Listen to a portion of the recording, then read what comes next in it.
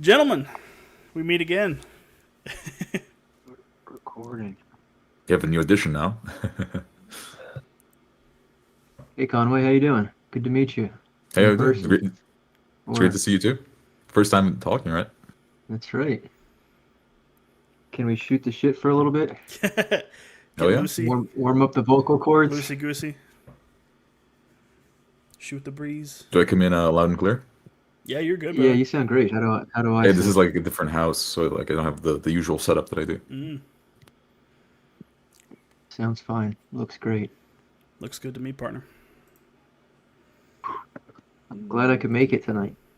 Or Uriah, you were like, "Hey, are you playing?" I'm like, "Yeah, of course I'm playing. What are you talking about?" And then something obviously came up as soon as I said that. So, uh, I'm glad I could be here. I'm A glad it all worked little out. frazzled, but Yeah, we'll see. We'll see how it goes. we survive. Have you done any UNPCs, unPCs, Conway? I was just talking about that. Technically, I've done one, but it was not like involved in this community. It was up in person with like my home group. It was actually in this very same house. Like, I can see the table. We did it like from here. And I don't know if you can say that it was an NPC. Because we didn't roll for GM. I GM'd, but we came up with like a concept on the spot. It was like a cyberpunk thing. Like when I first joined the server, I like it was like the first thing I talked about here Mm-hmm. on the Crusade server. But yeah, this will be technically like my first one that is recorded, and my first one that is in the 4D medium, and the first one where we're actually like roll for GM. So Cool. I think this will be the first one that counts. Sweet. Nice, nice. As far as dice systems, what are you familiar with? We've been doing the past couple ones with Easy D6. I've never played Easy D6. I have no idea how it works. I think it's a 2D6 plus modifier roll over, right? It is, well, it's 1 to 2 D6. Typically, it's not modifiers. The way that it works, you're rolling D6s, and for most checks, you're trying to get a 3 or above. If you have a skill in something, if you're skilled in something, you get a boon, which is 2d6. 2d6 take the highest. If you are not skilled in something, you get a bane, which is 2d6 take the lowest. So you play 5th edition, so you're familiar with advantage and disadvantage. Yeah. So it's the same sort of vibe. No modifiers, though. At least I don't think so. Okay, that seems simple enough. Yeah. And I assume that we're actually gonna like make the characters on the spot is gonna be like very like if I'm playing a scientist and everything that I assume is science related, I can just play with the boon. It's a little more loosey goosey. We could if we wanted to, get a little bit more in depth with it. I want to say the last couple ones, because there's not classes, but there are what are they called? Do you know, Adam? Like the different Hero paths. Yes, That's what you're talking about? Yeah, the different hero paths. So it's kind of your run of the mill. Easy D6 is more of a fantasy flavor. But it's easily tweakable to kind of, do whatever we want to do with it. Oh, if I knew, I would have read Easy to Six, but then it's not in the un-PC spirit. And we're pretty flexible. So what games are you familiar with as far as dice mechanics and such? There's a lot. I mostly play D100 like percentile die systems, like D100 roll under. Mm-hmm. When I did the NPC I did with like the with my home group, we actually just invented a system on the spot. We just did like Nice. D100. Like, oh, okay, you probably have a 40% chance in like agility. Yeah. And then we separated it by stats like that. Have you taken a look at what's it called? Die 100 times? No, I have not. It's like I mostly play Dark Heresy, Warhammer Fantasy RP, Mithras. I play some UES RPG, which is the unofficial Elder Scrolls RPG. Gotcha. And I play quite a bit. Well, this isn't what I usually play. The 4D game that I ran was a Dark Heresy game. Gotcha. Which is a Warhammer 40k role-playing game. Yeah. Die 100 times. We should do a D. Yeah, like a D100. We should try it sometime. Yeah, it's like a 1-page hack essentially. It's just a D100 hack. It's free, which is cool, and it's super bare bones, super simple. I'm gonna pull it up here. Drop it in the chat. Oh, this looks pretty cool. It is a 1-page system. I kind of like those.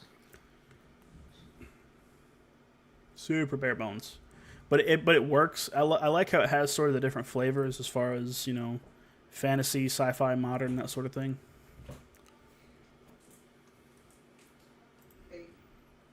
Oh, this is pretty cool.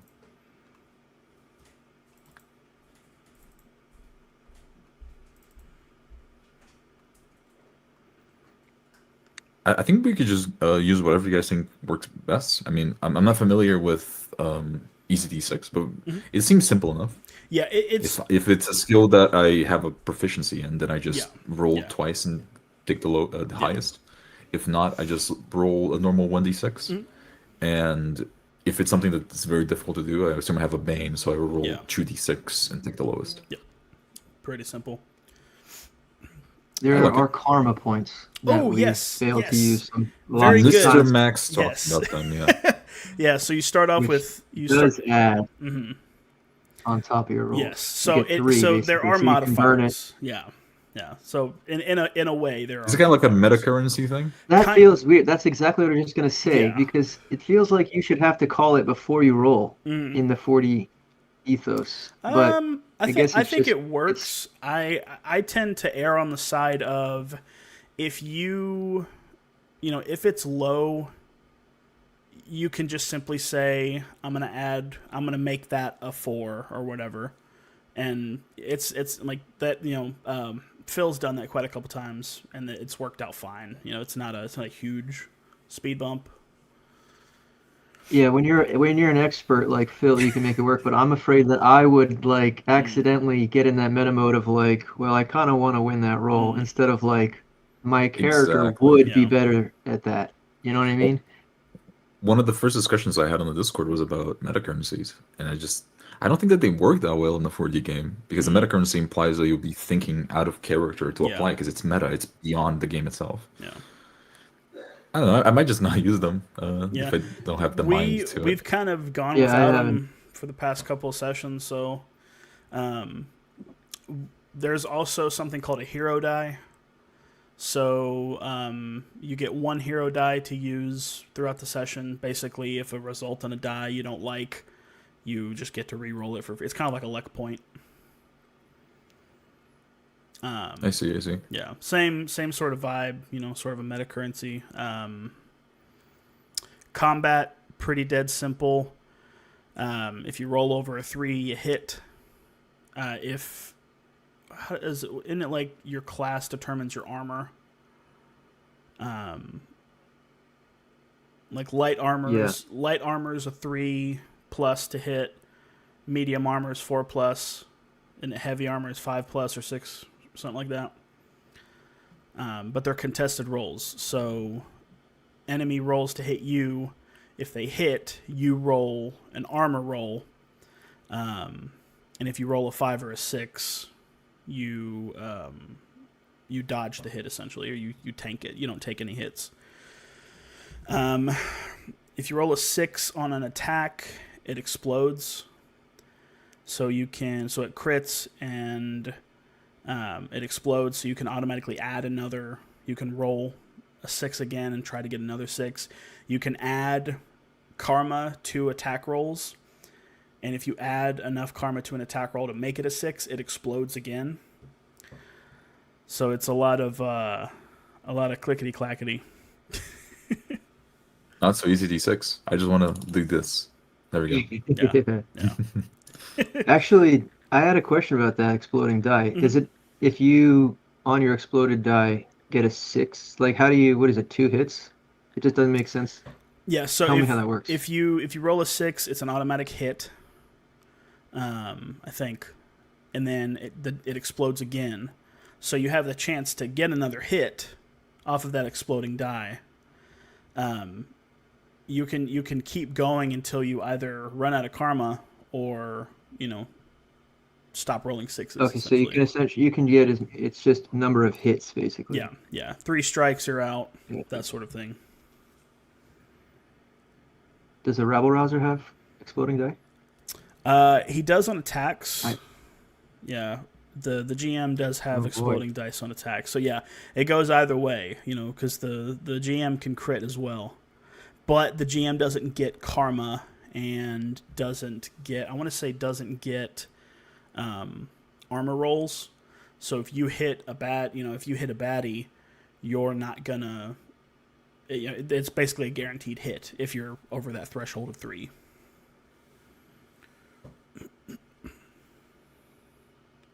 And how do we know how wounded we are? Is that like a hit point system? Yep, it's 3 strikes, you're out. So every hit is a strike, and you have 3 strikes. You recover strikes by, I think it's having a good meal and a good night's rest, so it's sort of like the 5th edition thing.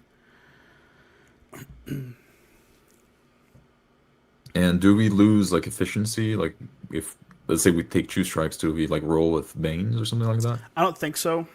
I think it's just plain rolls until you're dead. Just RP. Yeah, RP. I would probably roll with Banes, and this is like the next question I want to ask. So,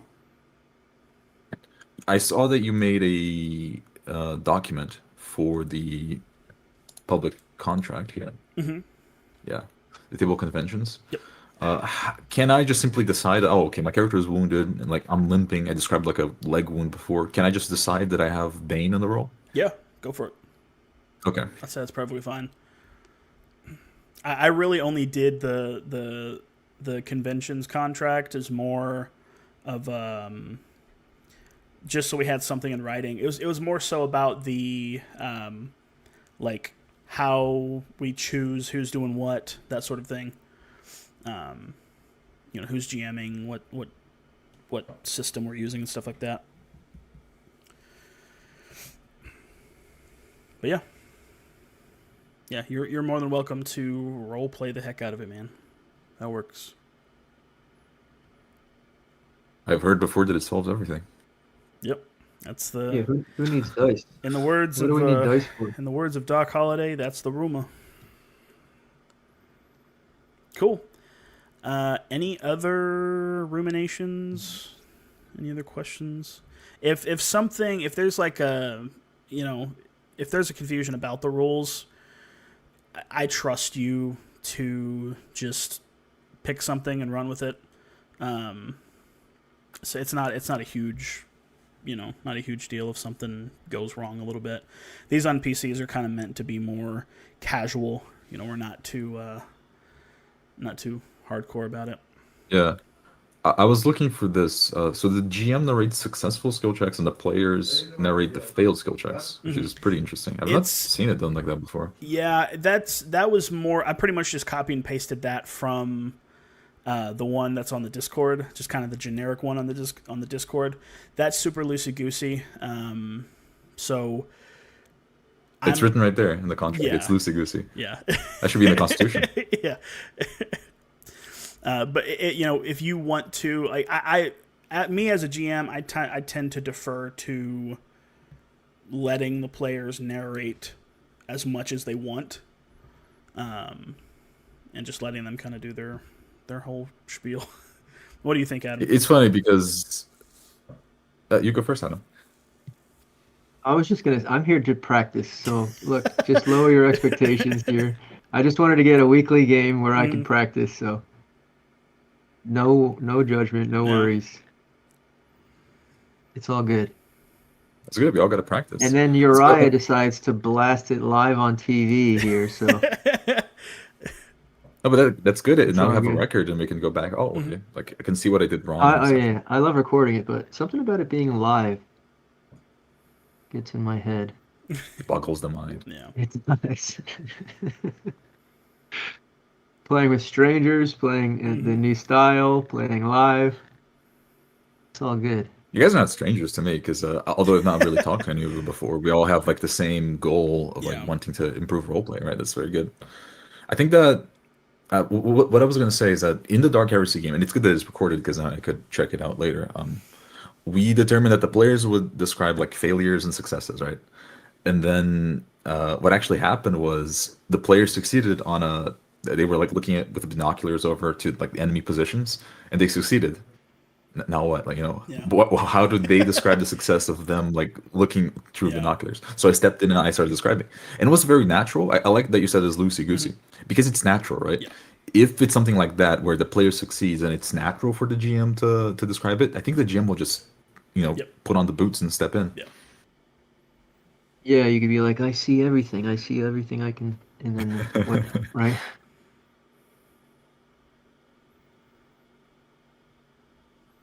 Cool. I should be ready to go. Yeah. All right. 3 strikes and I'm out. Mhm. Easy D6 seems pretty easy to play. Yeah. I'm not sure about the exploding dice part because does it mean that we get 2 strikes if like the dice explodes and the enemy attacks us? So yeah, if the dice explode and that next roll is a 6 or is above a 3, then that's another strike. Or you roll armor again against that. Oh, that's pretty cool actually. Yeah, so it's kind of like a contested roll thing as far as strikes go for combat and stuff. I'll have And to. there is a chance that you just be killed in one attack. Yes. Yeah. You just keep that exploding, is- which is always awesome. Yeah, I'll have to. I want to see if there's like a quick start sort of deal. I don't think there is for Easy D6, but we can get you the PDF and you can always pay it back later. All right, Adam, do you have the list A ready? bumper, if you don't mind. Let me, Huh? if you don't Yeah, mind. yeah, go for it. All right, give me a second here. Okay. Hey, I'm Adam. Tonight I'm here with Uriah and Conway, and we are taking the Ultimate No Prep Challenge. Yeah, buddy. Let me pull up the list.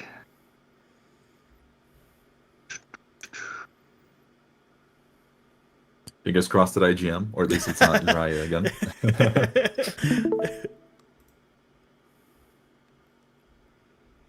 Can you see it? Yep, we can see it. All right.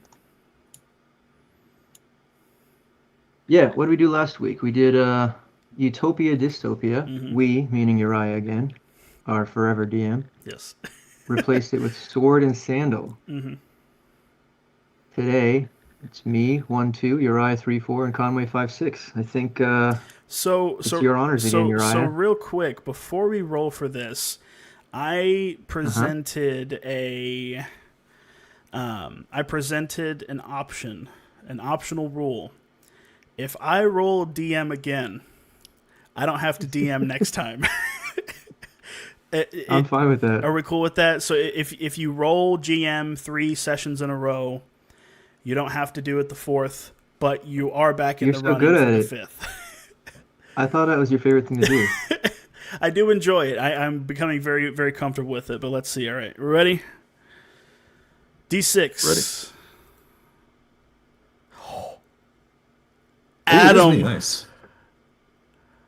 What is it, a 5? That's a 2. Is it a 5 or a 2? That's a 2. Ah, okay. Adam, it is no. you, buddy. It is All right. a 2. Heck yeah. Well, we got to do it. We got to do it sometime. Yep. But you're going to have to help me through this, okay, guys? Yeah, yeah. It's okay, man. That's what we're here for. Do you want me to roll the setting and then Adam rolls the tone? Let's Sure do it. thing. Hell yeah, let's do it. Got a 3. That's criminal. Ooh, that's pretty cool. Ooh, heck yeah. Criminal. Okay. And then let me roll. What am I rolling here? D8. Anybody got a D8 handy? I got you. Do not have a D8 handy. Where is that, Sophie? I can roll here if you want. I got you. 3. Nice. Suspense. Suspense. Ooh. Suspense criminal. Suspenseful criminals. So I think what All comes right. to mind is like they're holding up like a bank or something. That'd be really cool. It's like more suspense than like action. yeah. It's like, oh, will the cops come in? Will they, Yeah. will they not? Oh, that could work. So suspense, I want to say, didn't suspense replace horror? Like when you were coming up with the with the list, Adam, Yes. it replaced Yes. horror. So it's a little bit more Thriller suspense. a little bit more nebulous, and lends itself to being a little bit more free form. All right, easy D6. I finally get to create a character.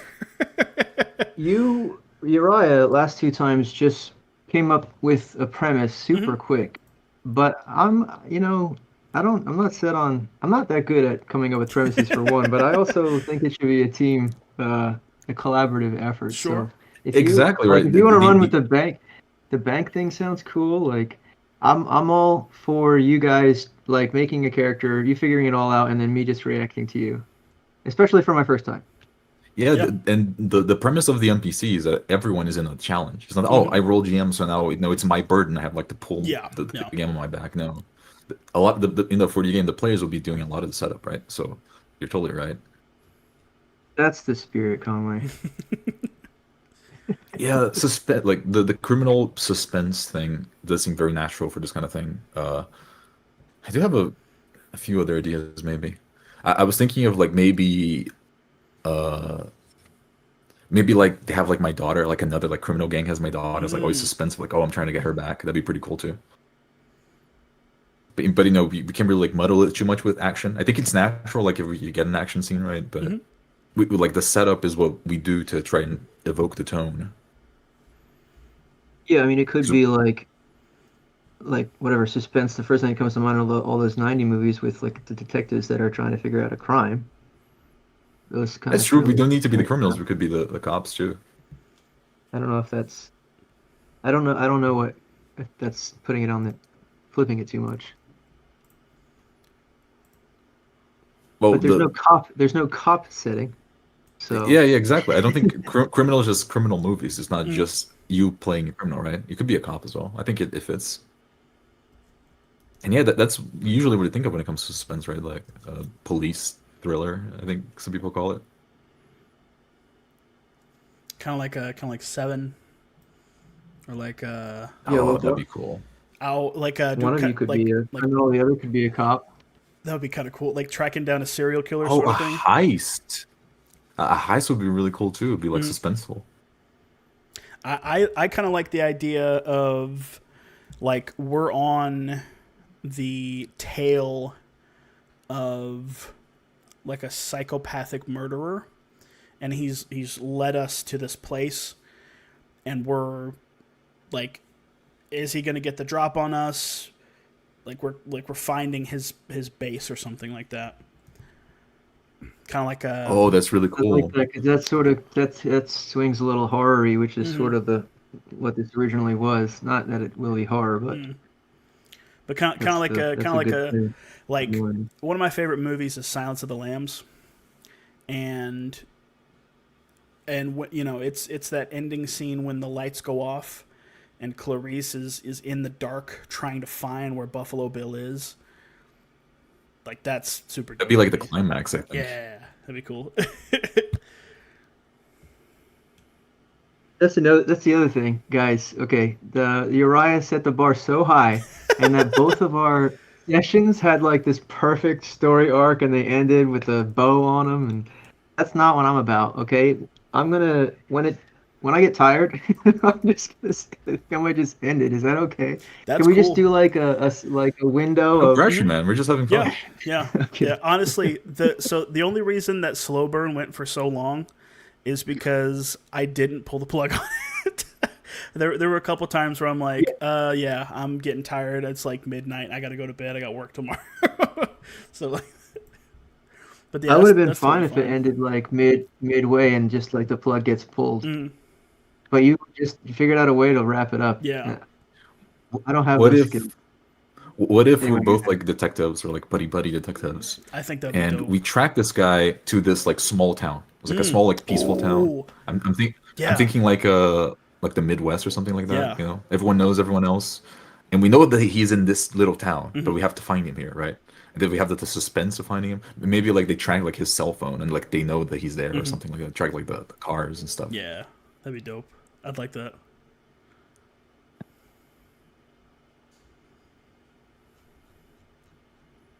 Kind of character would I like to play then? You know the trope of character that I really like? It's the detective, but the guy that went like undercover in his past. Mhm. So now he has like gang tattoos and stuff. Yeah, yeah. Like in his mind, he doesn't even know if he belongs more to the cops that he worked for his whole life, or like the criminals that he had to join, right? Because he was Mhm. like undercover. That'd be cool. I think I want to play a character kind of like that. Yeah. I'm thinking more of like a more run of the mill kind of like homicide detective who has just seen a lot of crap and just really gets into the mindset of the criminal, that sort of thing. He can like really piece together the crime scene and stuff like that. I think something like that would be dope. Oh yeah, like the guy always like smoking a cigarette. Yes, Has to yeah. drink to Yeah. sleep at all. Yeah, hell yeah.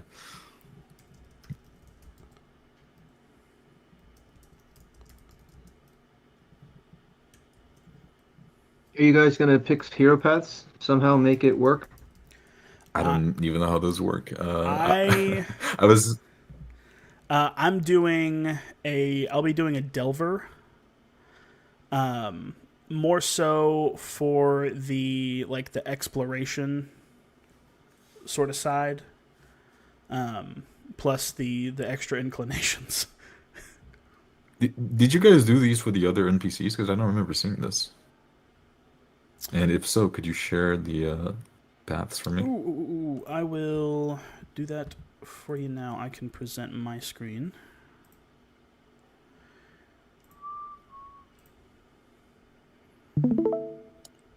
So, up at the top. So we kind of have we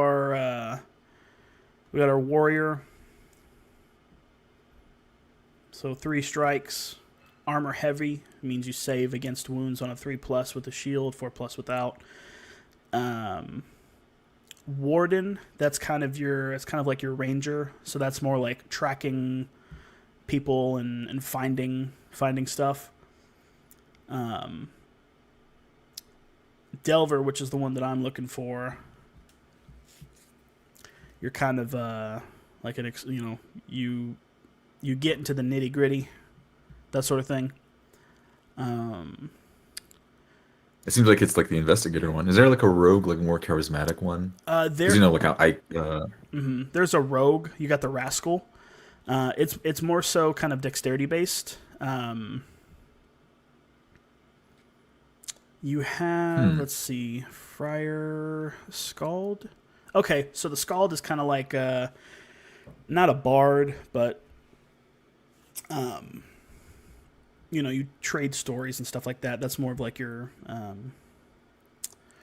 what's it called? yeah, I want my guy to be like a smooth talker. I like the idea that he has like big tattoos on his chest. Mm-hmm. When he's a cop, he covers them. Yeah. But when he's like talking to people, like he'll have like a wife beater on, Mm-hmm. and you'll see that he's not like a cop. Yeah. Scald could work. So like lore tasks and performance, that sort of thing. You get boons on those sorts of tasks. Yeah, I think that works. Either that or the rascal. The rascal could be cool too. Like if he's better like infiltrating, like instead of being more like I suppose I would prefer to have both, honestly, where I can both like infiltrate and be stealthy, Yeah. but also talk to people. I'll go with Scald. I think Okay. that's just the best one. And I'll do Warden, or I'm sorry, Delver. So after you pick your hero path, you pick some inclinations. Inclinations are kind of like it's sort of like a kind of like, what are they called? Feats. Sort of like feats. There's a couple different ones. I would say, let's see. So you'd probably want the dandy inclination. You get a boon to all social checks. All right. Doesn't this call do that though? I think I might go rascal with dandy instead. Okay. Yeah, because let's see. Yeah, rascal with dandy. Yeah. You're sneaky. But you're also just I'm like sneaky, but I'm also. Yeah, I think it fits for a character that's like a undercover cop. Yeah. Like That'd be he cool. doesn't just talk to people. He's also like snooping around Yeah. when he's not supposed to. I think it'd be cool if I was like super, like, by the books enough to get the job done. Like I'm really well kempt. That's a good dynamic. We're just gonna role play True Detective, aren't we?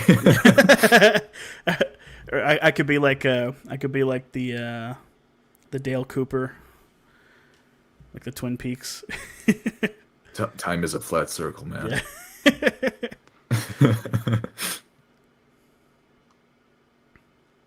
I think I'll take.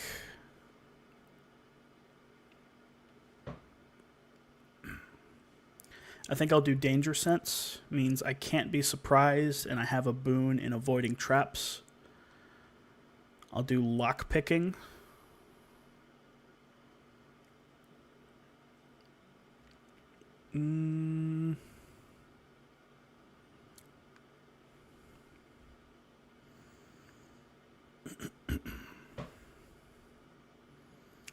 I'll do Tough Bastard. When I would take my last strike roll, roll a 4+ on a single die. If I succeed, I power through and do not take the strike. And then I think I'll do Marksman.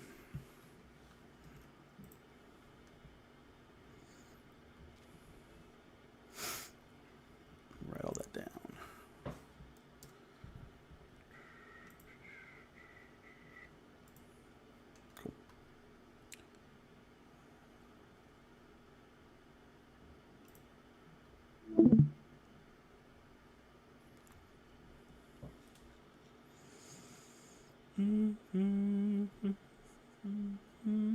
So I'll have boons for sneaking around, and I have boons for social interactions. That's all I need to know about my character. Yep.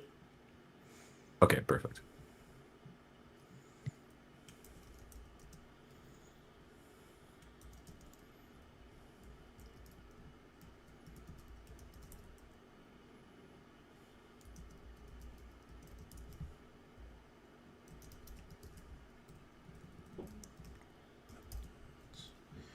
And I did.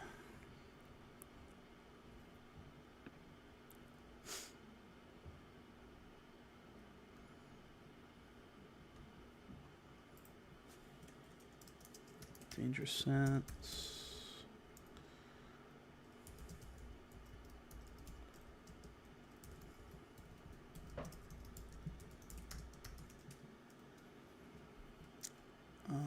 Lock picking.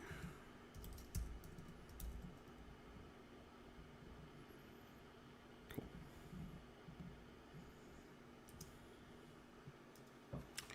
Get two. Oh, I already have that, so I don't need that. Herteter. We didn't ask, we didn't decide, but I just assumed it's more or less modern. Yes, yeah, that works for me. Okay. Works for me too. As soon as you said True Detective, I think we all just locked in. Yeah. That's basically the setup that we were going for, actually, come to think of it.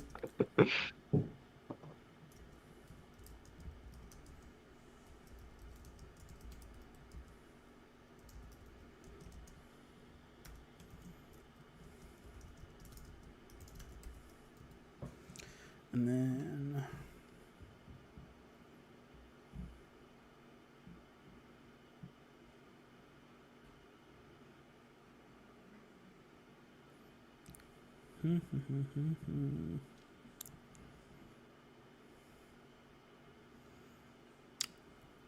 let's see.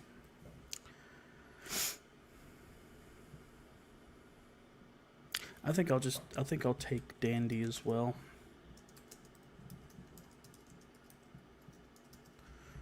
Might be overkill, but who cares? I think it works for a detective. Mhm. Good cop, bad cop, you know? Yeah. Ooh, yeah. I dig it.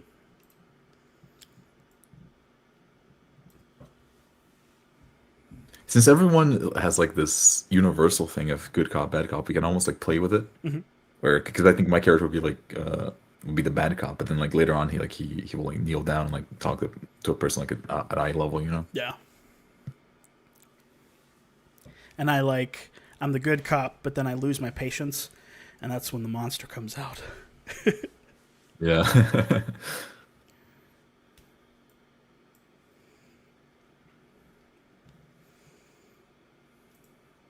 Is there any aspects? So another thing with ECD6 is what are called aspects. Basically, it's kind of a phrase or a sentence that sort of describes, something about your character. And it's kind of it's sort of the more broad strokes description of your character, but you get to have a boon for the things that would fit into that. So, for example, one of the ones is like well-known cook. So you would have boon on like cooking checks or something like that.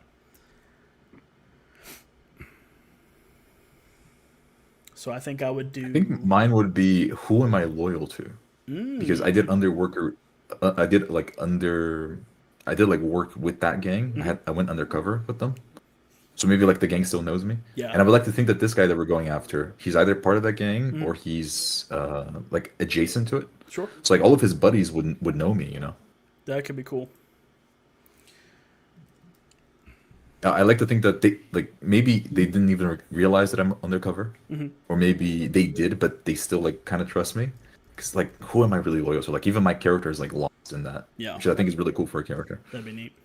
I like that. Maybe you can bring like some tension between you and me, you know. I went undercover with this gang for 6 years, you know. Yeah. Like I met their daughters and sons. So I think mine will be I'm too old for this stuff. Just I've seen it all. like that.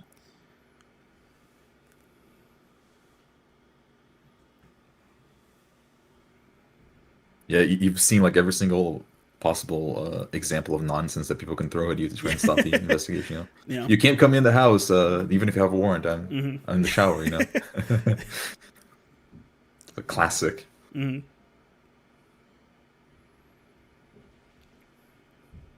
Do you got a name for your character, Conway?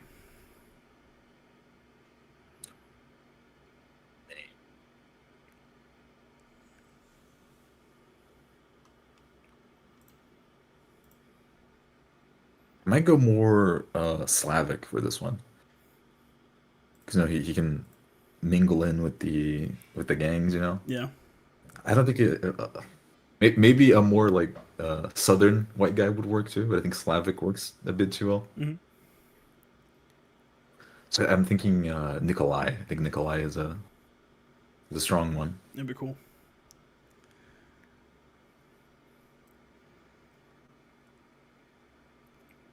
I'm thinking of something like Will Crawford. Like everybody, just everybody calls him Will, or Detective Crawford. Officially.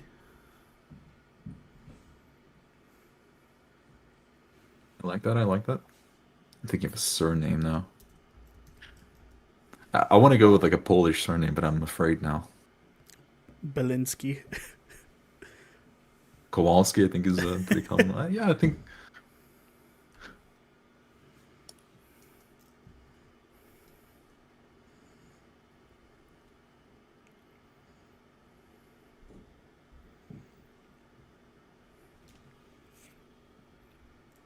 I could see the gears just turning in Adam's head. This is tough. I don't know how you do it. Reactionary. Mm-hmm. Right? Just start with the opening scene, And let us go. It's been 17 minutes. Are you guys, do you have enough? Do we want to let this ride, see how it goes? You ready? How much, can I put you in a place with a reason to be there? That's fine. I'm cool with that. If you're cool with that, Conway. Sure.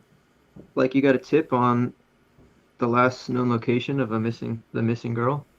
Assuming that's, obviously we're here for a missing girl, right? That works. I mean, let's just play it right down the line. Why don't we, right? Works for me.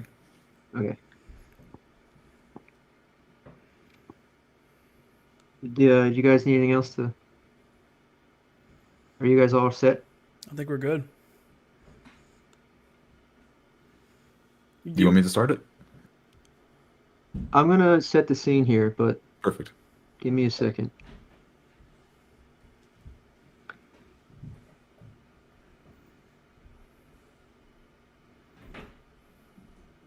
Okay. It is a hot, humid night as your car rolls up to a stop in a low-income neighborhood. In front of the Okay. house I lean back on the Where- seat. Look over. Are we both going down together? My arm resting on the steering wheel. I look over to my partner. I say, it's probably a good idea. Still have one of those left. I point over to a small cigarette pack. Pull it out. Look inside the soft pack. I got at least 3. I hand one over. Look out a Zippo lighter, light mine. Then lean in to light yours.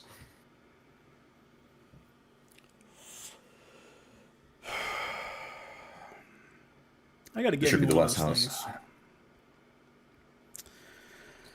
Last house. Maybe on her birthday. Open the door. Step out. outside, chain link fence around a 3-story house. In the yard, lawn chairs with some folks sitting, smoking. The garage cracked open, also with smoke billowing out of the open door. I fix my suit a little bit. Not wearing a tie, but I fix my collar a little bit too, hiding this large tattoo, just the tip of a sword from what one can see. As you approach, the thumping of the music fills the air, a low rhythmic beat. Coughing, I clear my throat and turn to the side and spit on the pavement. I gotta quit these things and take another drag of my cigarette. They're great if you can know how to enjoy them. What the fuck is all this noise, man? I think they call this music. I walk up to the chain link fence.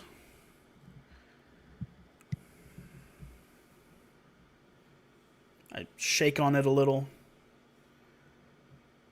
Call out to a person. It creaks open.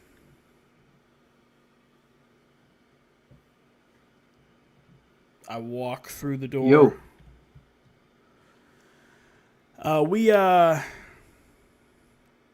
Y'all the You look lost. maybe you can help us. Are you the is this the Johnson's residence?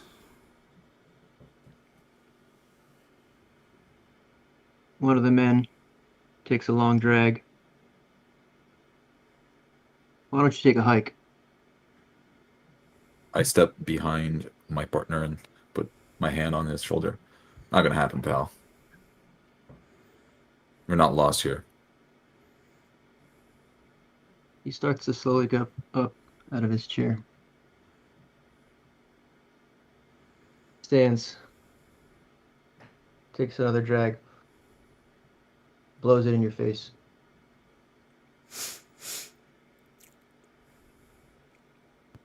Have you seen this? I pull out in my hand both my badge, but also a drawing and a photo of the girl we're looking for. You can step the fuck back, by the way. All right. Intimidated, he slowly sits back down.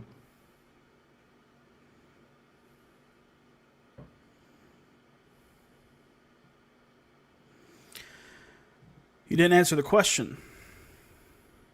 You know anything? And I reach over and grab the drawing, inspecting it. It's a pretty young girl. You know anything about that?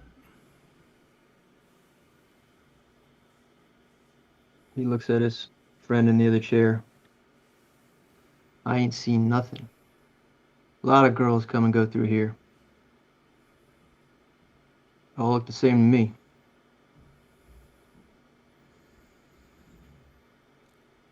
Is that so? It's everything everyone around here says. Last time she was seen, it was probably around 3 streets down from here. If you haven't seen nothing, then maybe you should go to a doctor.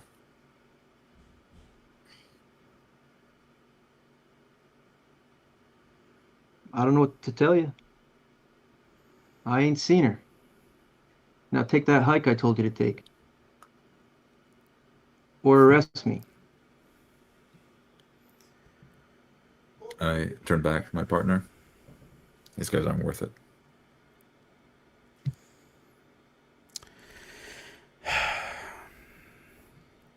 Well, I reach into a pocket and pull out a business card. If you do remember anything, give us a ring.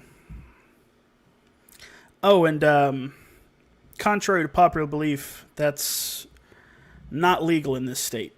You might want to put that joint out. He takes the card, and behind him, the garage door slowly starts to crack open. Or open.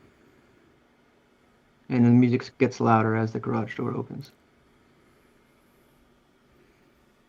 I think we can file a notice of complaint at this point. I think so!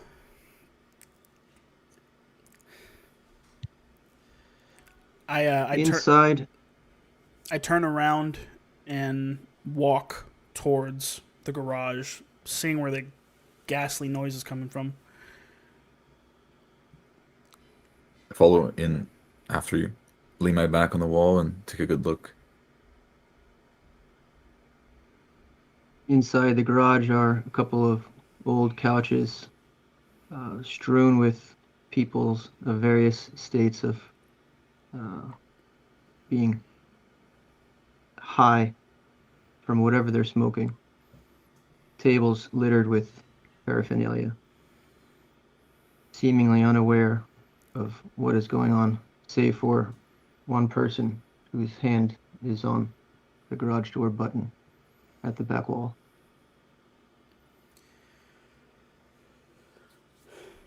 Waving away the smoke that is billowing out of this garage, I see the pipes and other glassware on the table. Turn to my partner and I say, "Looks like we got ourselves a couple of grade A junkies in this place." I wish it was DEA. The case would be solved right now. Be a field day. Want me to call it in? Make a phone call real quick. After we leave. The man pushes the button and the garage door starts to close. Back Oh, down. we're going in. We've seen enough. I put a foot in between, underneath the door, in the way of the beam, that causes it to rise back up.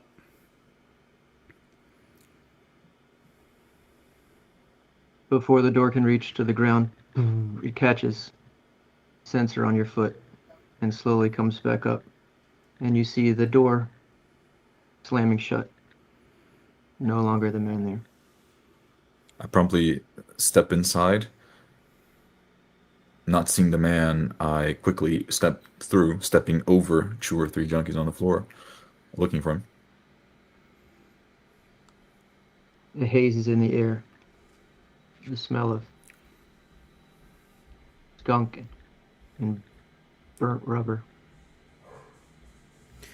I step behind a table with a cheap boombox DJ rack. Hit a button to stop this god-awful music.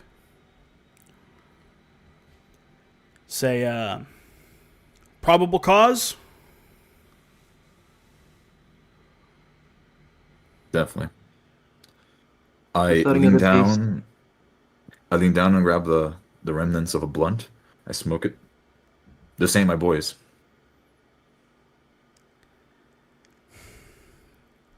You keep doing that. Yeah. I don't know how I'm gonna get to. I don't know how I'm gonna keep explaining this to the sergeant.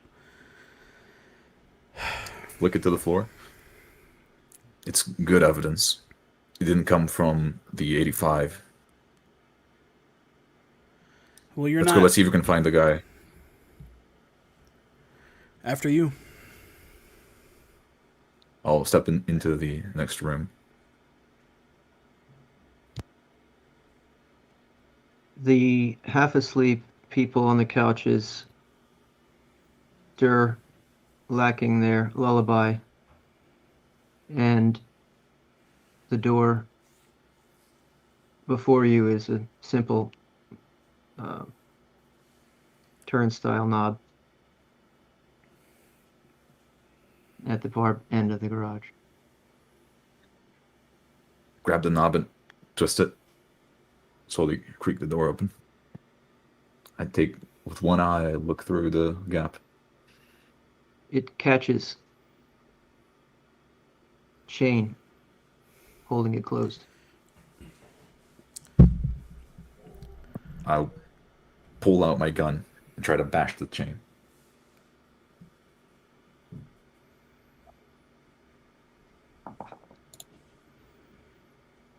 Five.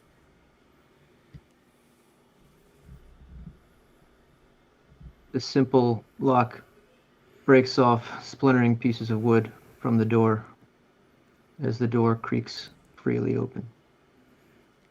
Pull it open. That happened after we called the cops. I am holding a coat hanger that's been bent into the shape of a hook, and I hear the crash behind me. That works too. And I drop it to the ground. Say, you gotta be quieter. Quieter. These junkies are jumpy. The drugs get in their system. You know. Let's go. Point back with my thumb. World War III could have started and they wouldn't have seen a thing. Let's go. Fair. Open the door and walk in.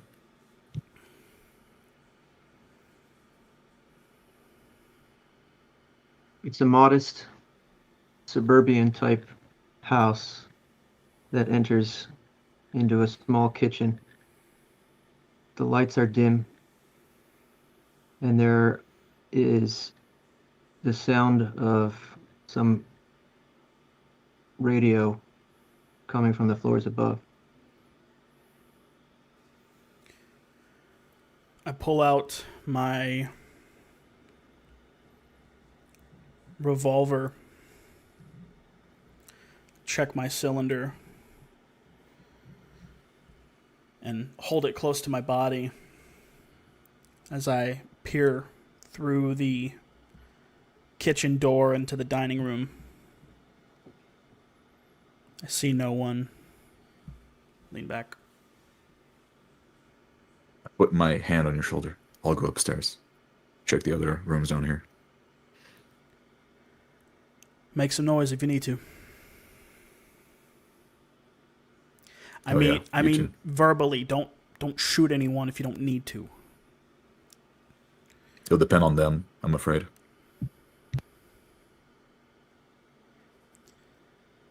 Set of stairs on the other side of the living room. I Heading step up. up the stairs, creaking. Each floorboard creaking as I make my way up. I have my gun drawn out, both hands holding it. I creep into the dining room. On the heavily stained carpet floors, the floorboards creaking underneath sort of bounce where I'm standing.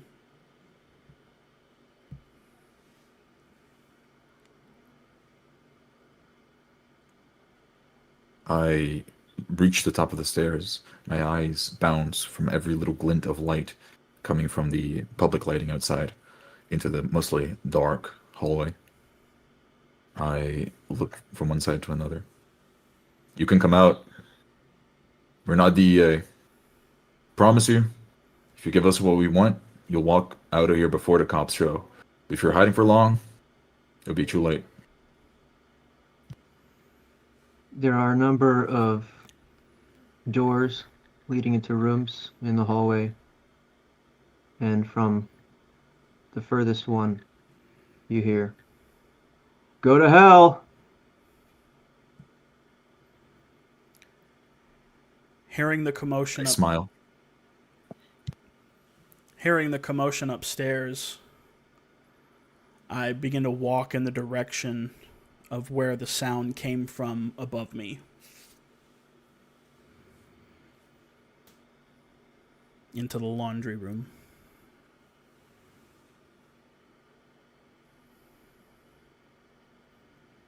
In the laundry room, you find a number of plastic containers filled with strange, translucent but colored liquid.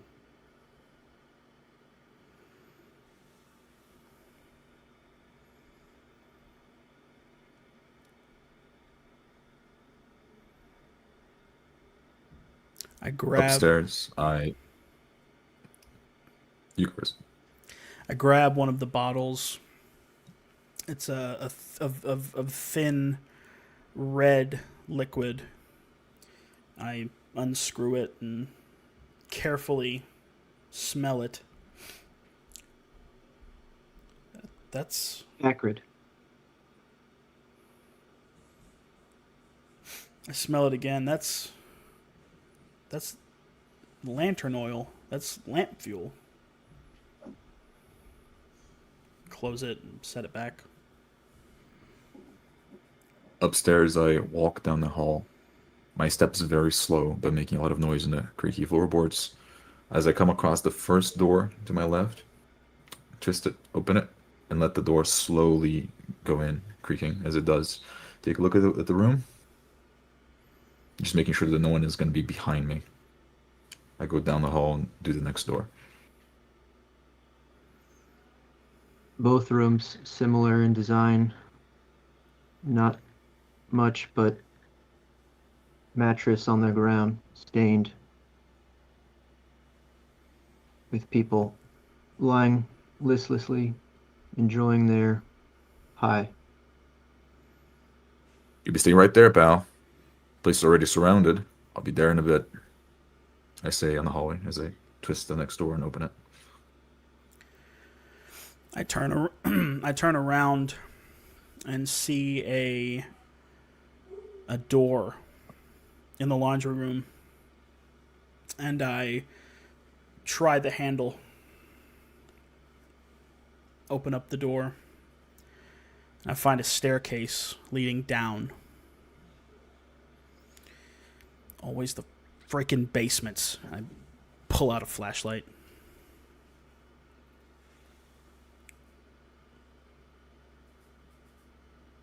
Darkness in the basement, save for your small beam of flashlight.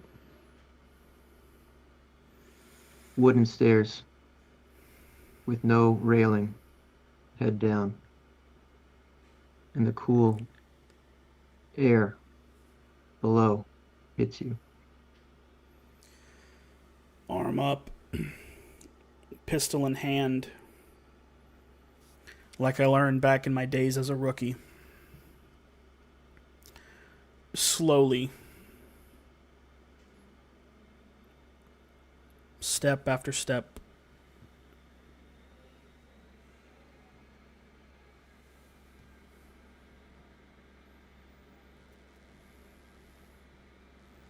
Going down the hallway, I once more turn to the last door. There's only one last door to open. I'll tell you, kid, you'll never find a nicer cop than me. I know how it is. Got a sick mom or something, selling drugs to go by. I get it. I was like you. I'll tell you what. Open the door and step back with your hands up. I'll tell you how to get out of here. No reason to get in jail just because you can't afford food. You know, cops are not allowed to lie.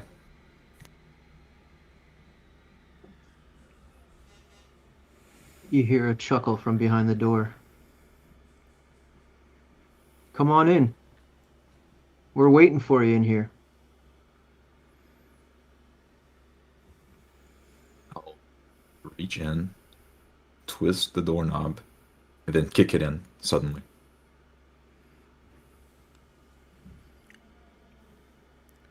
I step into the basement. My fine shoes clacking against the concrete, and I scan the area, searching corners. A bead of sweat dripping down my nose.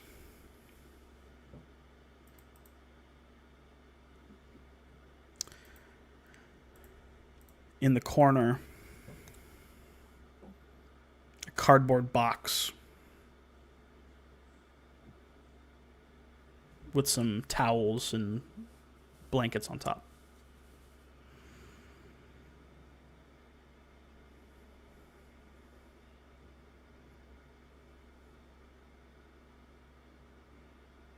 The door to the bedroom upstairs thuds against the body as you hear, "My nose!"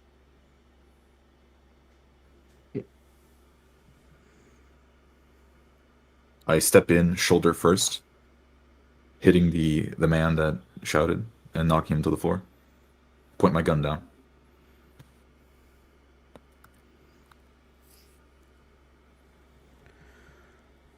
Five. He's rolling on the ground, grabbing at his face, blood spurting down. His other hand holds a pistol, and he reaches up to aim it at you. White of my eyes show. I try to dodge out of the way and step on his hand, forces to the floor.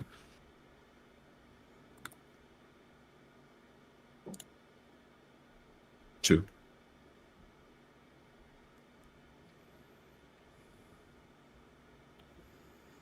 In the basement, you notice a chain hanging down above or below a little lamp, and some barrels and a few more boxes to the side as you scan, or revealed by your flashlight scans. I walk over to a barrel, and a box, the boxes, and I move the blanket out of the way and open up the box.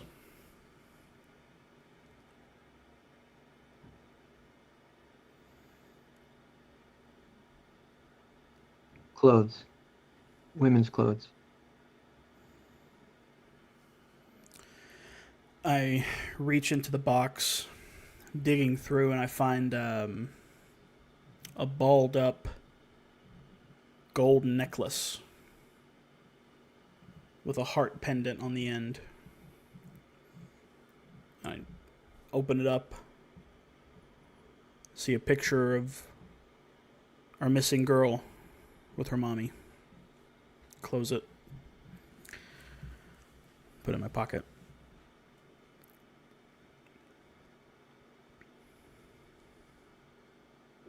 As you do, a shot rings out.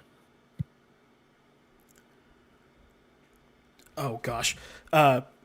Quickly stuffing it in my pocket, pistol back in my hand, and I'm making for the stairs. Heavy breathing.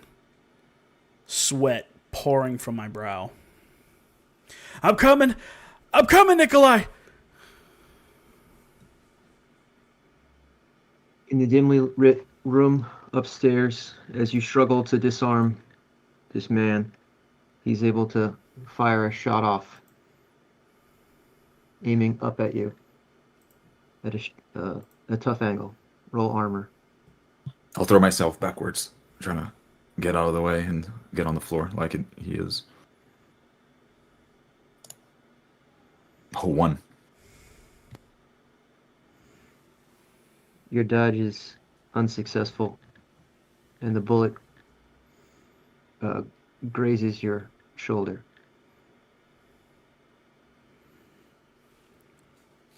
With not enough time to actually even check if I was hit or not. Not even knowing, just feeling adrenaline and bleeding. On the floor, my legs are closest to him. I try to grab his neck in between my knees.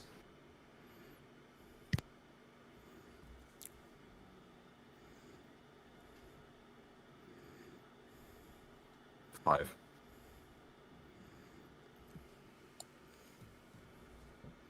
I burst through the door, stepping into a trickle of blood, scanning the situation. Oh, God. His neck around my knees, I'm crushing it. Only now I look to my shoulder, pull on the skin, the ripped suit. Fuck. I'll give you a Zippo if you give me another suit. It's yours, man. Close Golly. call. No kidding. I pull out a set of cuffs, and I wrench the guy's arm behind him, trying to rip his shoulder out of his socket. And I cuff him really tight. Filled with so much rage, I sock him once in the face. Hey, if you want to knock him out, just let me wring the air out of him. Jeez. I stand to my feet. I found something. You did? I thought this place was a waste of time. I get up. I pull out the locket and look around. I find a towel on a dresser. This might not be a good idea. Here, take this. And I hold the locket and I show. That face look familiar? That it does. She's even younger in this picture. Fucking hell. Blubbering.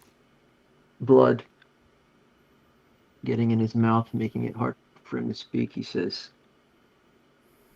"What do you want? What do you guys want? Jeez." Spits blood. I'll look down. I don't think you get it, pal. Been selling drugs here But that's not the only thing you do, is it? I'll lean down, grab his hair, and lift it up slightly. What are you talking about? I'll slap his face once. Not too strong. Buddy, You know what the fuck I'm talking about. No one sells drugs here like this without protection. Buddy, if you don't start talking, my buddy here is going to get even more angry. I don't think you want to see him even more angry. So, best to tell the truth from the jump.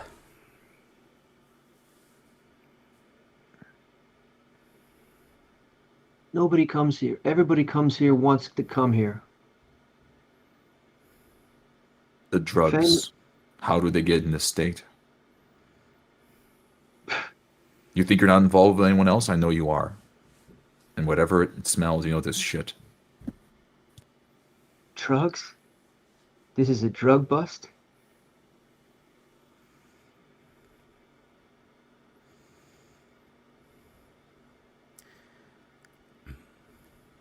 We're talking about the oldest profession in all of history. I lean down in his face and say, pull out the picture. See this pretty little girl? We need to know where she is. And you're going to tell us.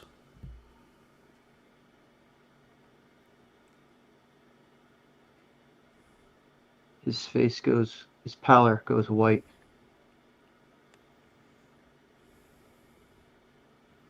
He's hesitant to speak.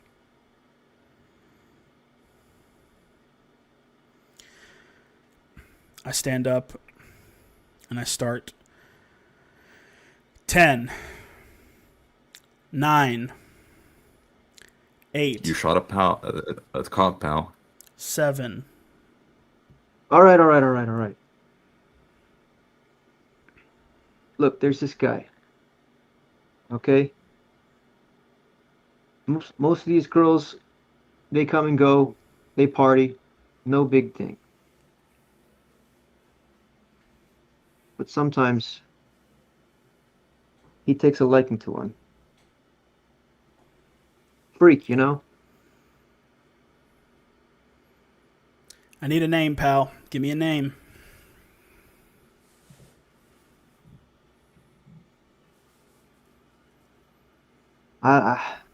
Walter. That's all I know. I think he lives out on that abandoned farmhouse. You know, the one down 75. Stand up.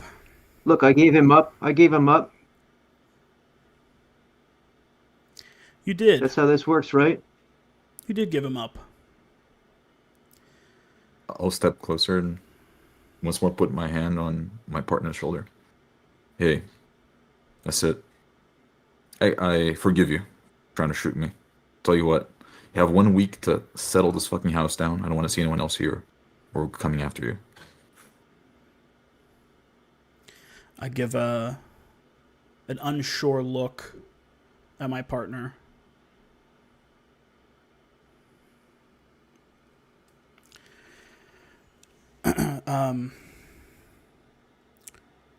I'm not one to tell a man how to do his job, but that's not protocol. You know that, right? Back to him.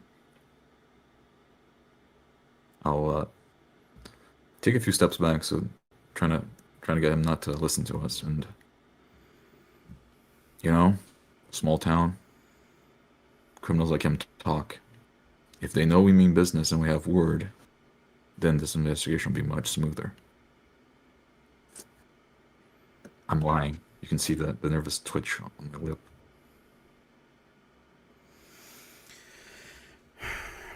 I notice the twitch. I think for a second. Let's go. Good luck in figuring out how to get out of those handcuffs. Remember, 1 week. He's managed to work his way to his knees with his hands to his back. Head forward, pathetic, blood spewing out of his broken nose. You guys are assholes, you know that? You shot a cop and you're not getting shot yourself. I think we're the nicest cops you ever met. A man's allowed to protect himself, isn't he? Came barging in, no reason. Tell that to the judge. Spits blood on the ground. I'm down the stairs. I holler up. Hey, Nick, you're going to want to come see this. Come check out the basement. I'll go down slowly. I already have my guard is down. Already holstered my gun. Breathing down slowly.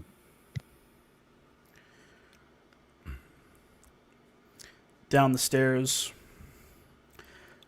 Gun still in my hand, but sort of at my side. I reach the pull chain on the light. Click it.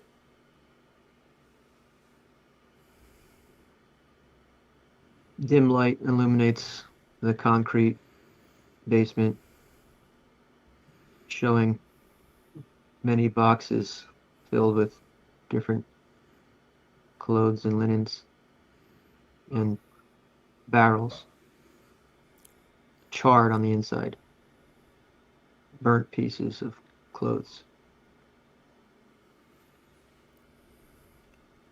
Lean down and pick a particular burnt piece.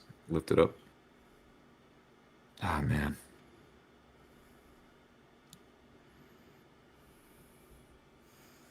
I don't think they just have a girl show up every now and then. I don't think so. I walk over to a barrel and I kneel down and touch the side of it towards the bottom. Hey, this barrel's still warm. I think this one was burned recently. I start digging around in the ash. I'll walk over. Why are they burning it? I mean, back when I was with the boys, they usually wouldn't burn this kind of thing, you know? They'd use these dresses for one girl than the other before we busted them.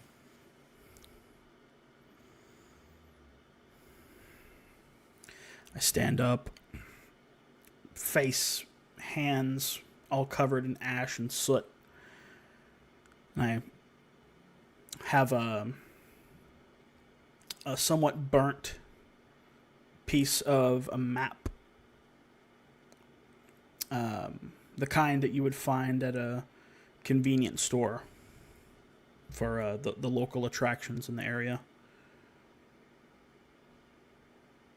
There's isn't there an old stables near that farmhouse?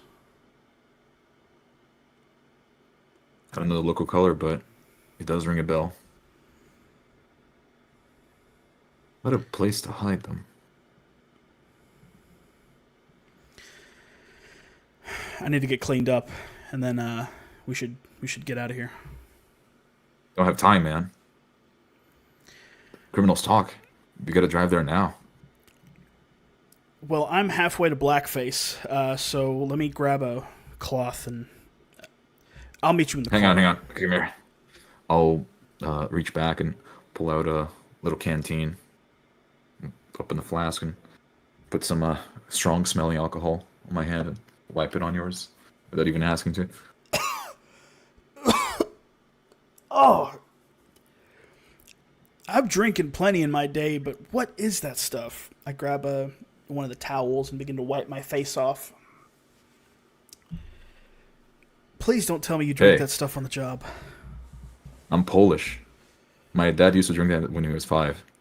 Yeah, you could polish something with that for sure. Let's go. Shut up.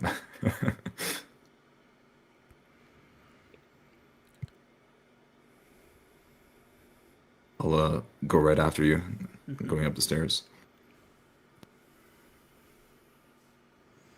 The creaking of the stairs are drowned out, or in addition to the creaking of the stairs, you hear the familiar sound of your car alarm going off.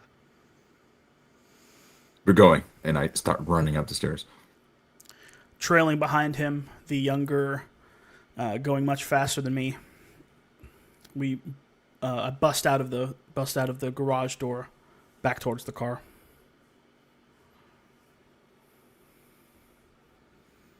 The 2 chairs on the lawn are empty now, and before you, your car, sporting some new graffiti, die pigs, less 2 rearview mirrors, or side mirrors. I have my gun out, looking from side to side, seeing if anyone is even close to the car.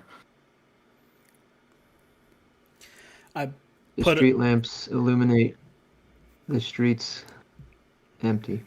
I put a hand Motherfucker. on your arm. I say, "They're long gone, partner."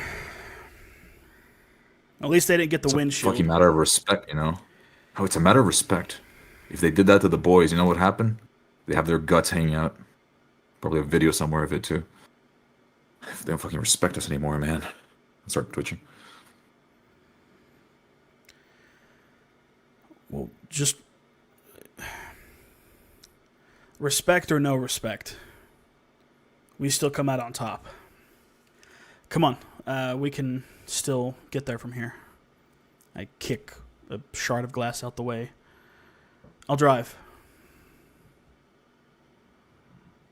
I'll get on the passenger seat, lean back on the chair, still twitching. I have to reach into one of my pockets slowly, pull out a little pill box, just pull out a pill, swallow it dry, not even trying to hide it from my partner anymore, and I put it back.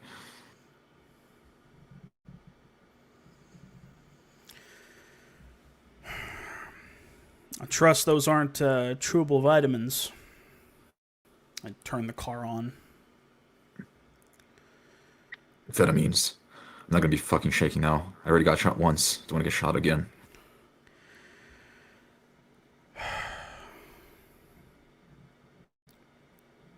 And they really messed you up, didn't they? I don't know how you can stand to work with those hooligans. You know, you're the professional one, officer. How about we talk about the case? And I try to look away. I give him a stink eye. Look back. And pull off towards the interstate. So we check Looking out at the lights going across. I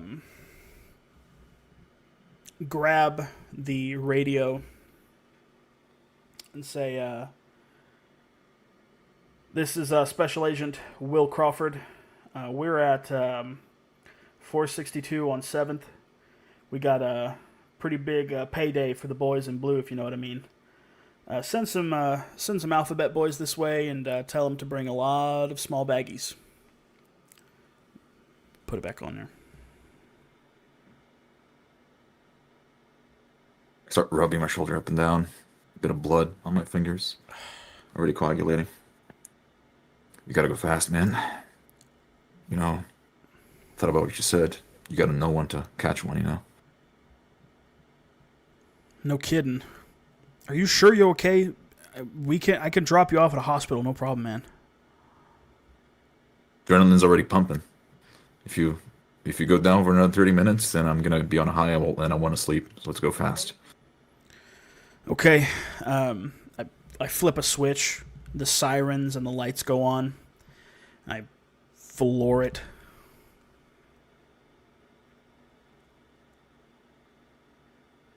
But you're doing fine too. I've seen a thing in my day, swerving out of the way of cars as they're moving out of the way. Just another day in paradise. I trust you, man. You're one of the good ones. And I look away. Traffic is heavy as always. but it parts at your siren. I get stuck behind a semi truck, 2 semis side to side. I'm laying on the horn, flipping the siren, making it go whoop whoop woo woo. Just run along them, dude. Car's already fucked. We'll need to call in for repair anyway. I hate doing this, and I pull on to the median and my way along. We got no time to lose. Come on, let's punch it. I shift into high gear and skirt along. Car rumbles heavy. As you pass the truck, it lays it on its horn. Flashes its lights at you in anger. You want to do the honors? Wish we had the time to fucking pull this redneck over. No, I meant flip him the bird. You'll have to do.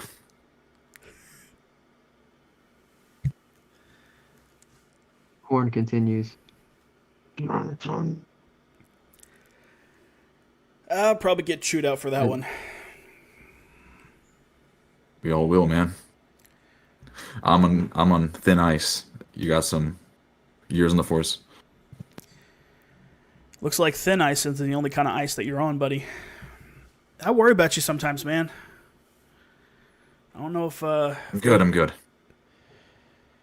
Listen, if you ever need help, I've been here a while. I got some friends who can be there for you. Look, I know I've not been the nicest partner, you know. You've always been so good and considerative, but... you know, the real work I was doing was back there with the boys. You got so many of them locked up, man. But let's focus, okay? Sorry, working myself, breathing faster. Getting ready. It's okay. Just stay with me. Stay with me. Remember where you are. Remember who you're with. Don't lose me now. I pull off on the exit. Exit 75. Begin to drive past cornfields. Put those sirens out. We're going into that farm. We know he's there.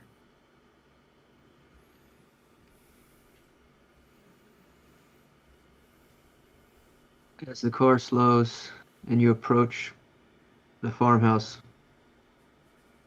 on this road, you feel it. The difficulty of handling increases, and a sort of a whoop, whoop, whoop, whoop, whoop sound.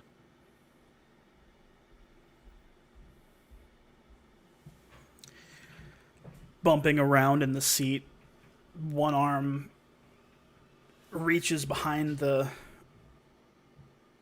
cab, finds my shotgun. Later. I think you'll carry that one. I got this. I have my pistol, but I also have a fancily decorated dagger on me. Not a knife, a dagger. Both sides sharp. Made for killing. It's a pretty fancy little blade you got there. Pull out my Swiss Army knife. This thing ain't done me wrong yet, so I'll stick with this. It's more of a matter of respect back in the day, you know? Oh, right. That's the whole gang thing. And I flip off the lights. All the lights on the car. Still driving along. Hey. That's the barn up in the hill.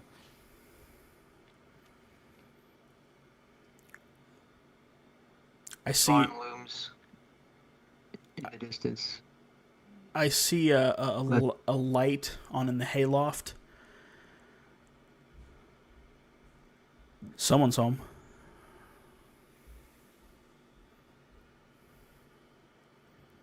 Fuck, the place is big. If you call for the reinforcements, they'll be here in 30. Not good enough. I think we need to go in.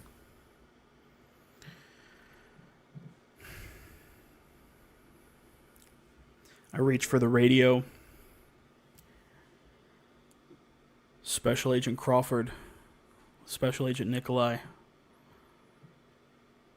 We're at the old abandoned barn off of 75. Requesting reinforcements as soon as possible. We're going in now, but we need you here as soon as possible. Better safe than sorry. Radio replies. Looking for backup? How heavy? Not sure yet. At least 2 units. We'll call you if anything changes. Set it back. Roger that. Hey, don't drive too close. They'll be able to hear it. This here's good enough. We're going through the cornfield. I'll open the door while the car is still moving. Jump out. I very softly tap the brakes and slow to a halt. Turn off the car. Leave the keys in the front. Pistol in one hand, shotgun in the other. I say, Kowalski, take this, buddy. Hand you the shotgun. Pick it up. Open it. Look at the shell. Close it back up.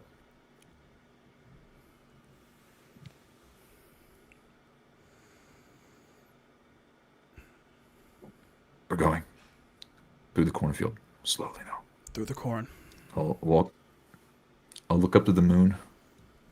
Beautiful full moon, but it's gonna fuck us. They can see the corn swaying real slow now.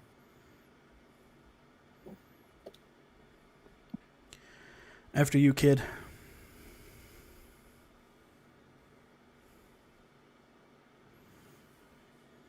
We both The moon. enter the corn. Swaying through. Tall stalks tight among you, making it difficult to see more than 10 to 20 feet ahead as you brush past the corn. Farmhouse in the distance. We're not splitting up this time. I'll tell you what. When you get over there to the edge of the cornfield, I'm gonna enter the barn first. You just stay at the edge, okay? Find a nice rock, something to get cover behind. If you hear anything, you come in. Technically not splitting up. Just be waiting on my signal. You know, I'm real quiet. Sounds good. I pull some of the thicker corn stalks to the side and move my shoulder through. I get to the edge of the cornfield. Okay. I'll step through and begin very, very slowly making my way through. My feet avoiding every little tiny rock on the floor, even in the dim moonlight.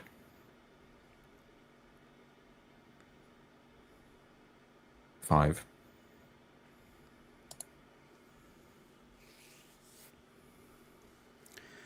I creep around the perimeter of the corn, going around to the back side of the barn.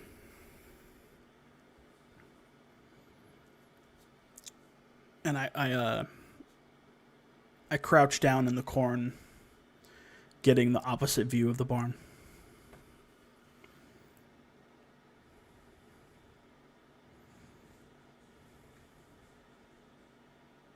The back of the barn, small shed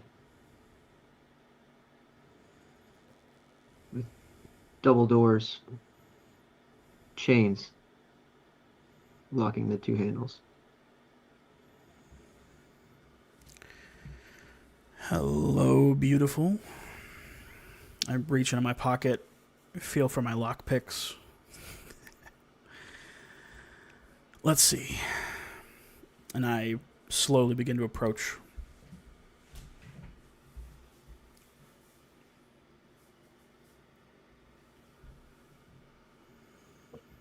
Seeing him, I'll look at the other entrance, and I'll see that I really can't open it without making noise. I'll look up. There's a little window. Fuck. I try to wave to get his attention, control him shotgun it, and I put it on the floor. Put like a tarp over it. And then I'll holster my pistol and jump up, try to pull myself up on the window.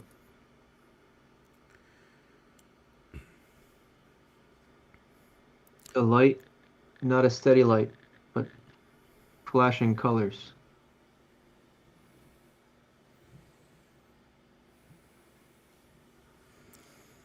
The low murmur of a television show. I see the tarp-covered shotgun. I go, what is he thinking? As I kneel down and begin to inspect the chains for any sort of lock, and seeing an old rotation combination lock, I start going at it with my lock picks. Hold myself up. Just lean over just to get a good look on the barn first.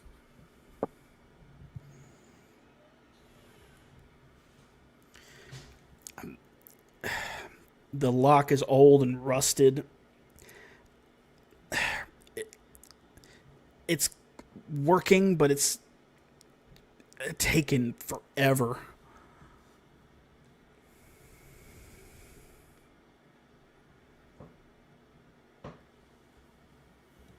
In the barn, you see an old TV playing cartoons with a man in a recliner sitting there.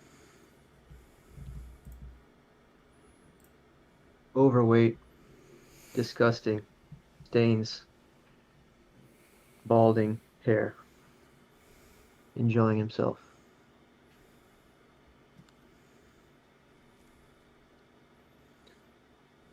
IBM. Pull myself up the rest of the way. Sit on the window, but quickly leap off. I look down to see if there's a soft landing. My feet land on some hay, and I pull my blade out. I see just the glint of the moonlight on it.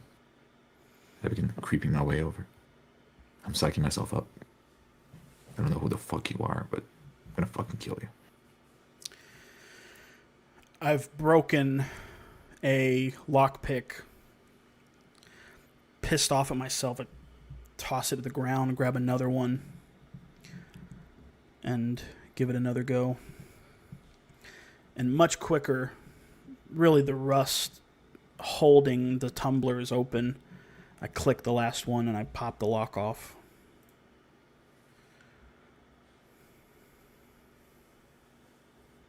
The lock comes free, the chains dangle.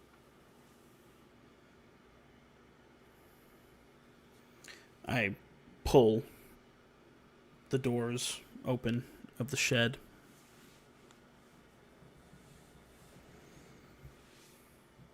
Loud creak. And before you, a terrible scene. A girl dressed in white linens, mouth covered in duct tape, hands bound with rope, lying on the floor. with just enough energy to make eye contact with you.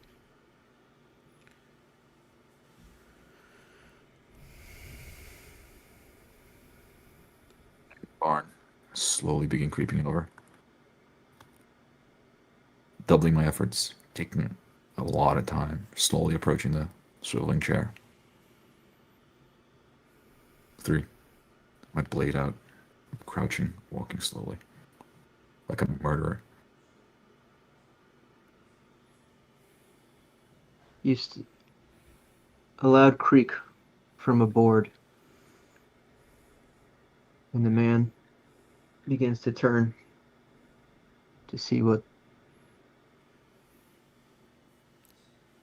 My eyes white. There's not enough time to roll behind the pillar. I quickly pull my gun out, and still with the dagger on my hand, I do a shh. Seeing this young girl in this condition, relief comes across my face and abject horror. I see her eyes widen and they go shh. And I slowly pull the tape off of her mouth. I say, "Don't say a word. We're going to get you out of here." She takes in a deep inhale,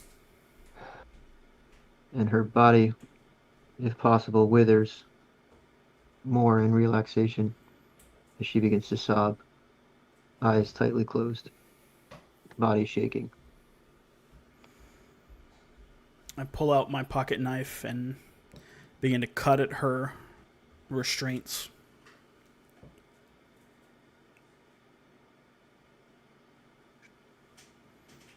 If you make any fucking noise, I'll blow your heads off.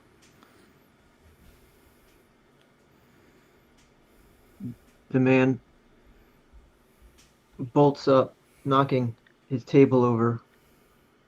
Beer bottle smashes on the ground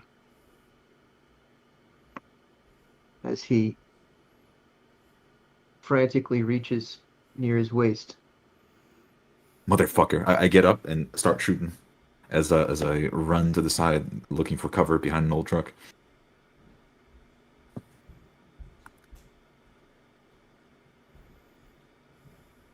Three.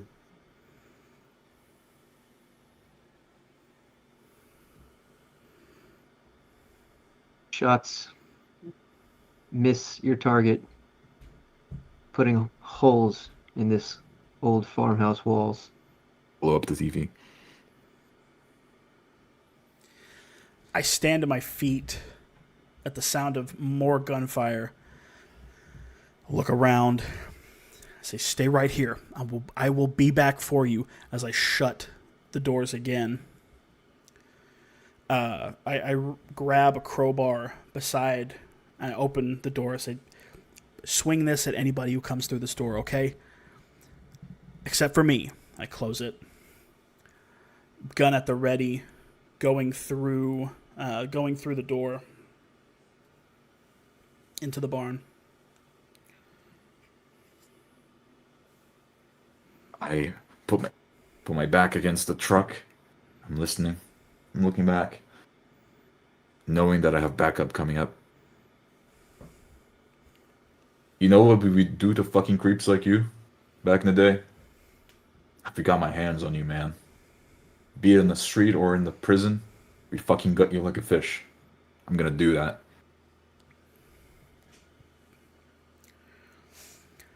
I come up from behind, gun trained on him. I say, "Drop it, fatso."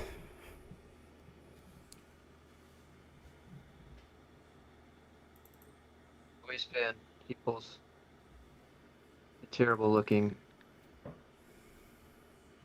fillet knife and just grins, lets out a horrible guttural laugh.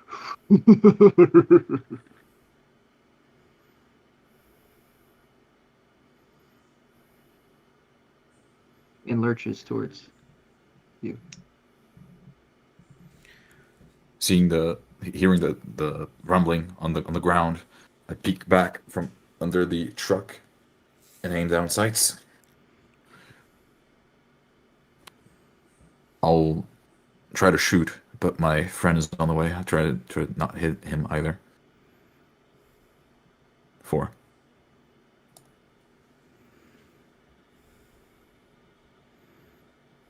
Blasting a hole between his shoulder blades. He wobbles, but continues. Caught up in the his moment. advance. Autopilot takes over, and I unload.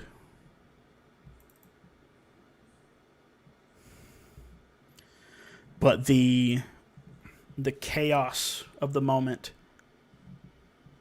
my eyes shut, and I start firing wildly.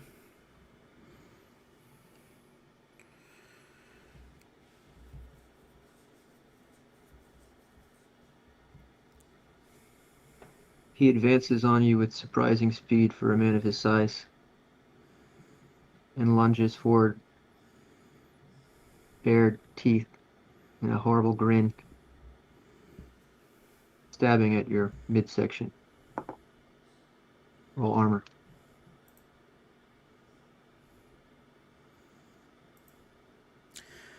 I feel the blade in my gut, and my breath escapes, and I'm frozen.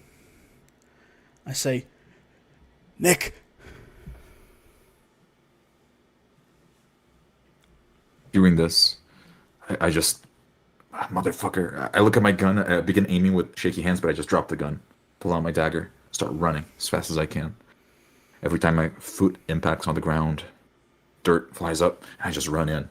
My dagger up. I try to grab the man from behind. Ooh, 6. Another 6. 665. Yep. Run in. Wrap one hand around his neck. Dagger comes out. First strike goes straight through the sternum and the heart. Then I keep stabbing. Hand doesn't stop.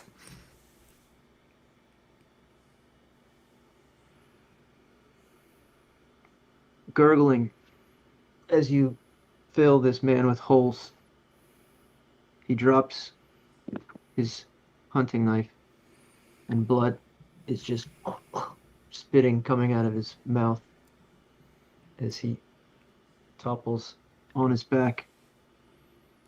My eyes pushing wide. over. I let him fall down. I look at the bloody blade. I look at the enemy. I want to gut this guy. But I look at my hurt friend. I just drop my dagger. I run over to him. Okay, I'll get you over to the car, pal. I'll grab his hand with my hand, put it on his wound, and say, apply pressure. It's gonna hurt. My back turned, fingers still in between the blade that's been stuck in me. I feel Nick's hand begin to press, and another wave of pain flows over me. I buckle to a knee. We'll get you back home. There's a girl. She's in the back of the barn. I struggle back up to my feet. I just take a step back and put my hands up as he gets back on his feet. Am, can you get back to the car? I'll get her here. Okay. Sirens in the distance. Police sirens. Filled with adrenaline, I'll just bolt towards the house. I didn't really pay that much attention. I start looking for her. Don't know exactly where to look.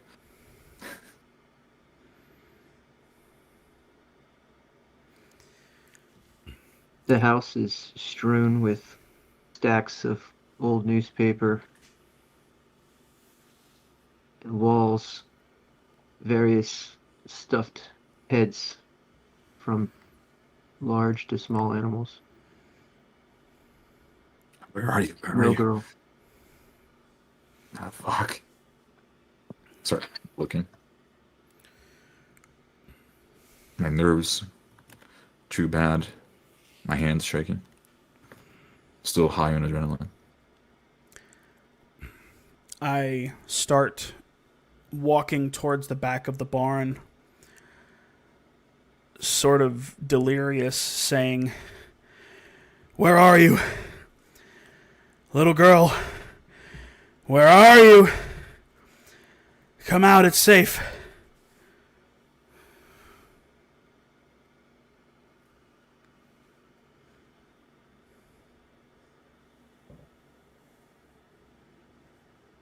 I start walking towards the back of the barn. A bloody hand on the door, and I pull it open. The I- end I- of a I hear shotgun my- barrel is pointed at you.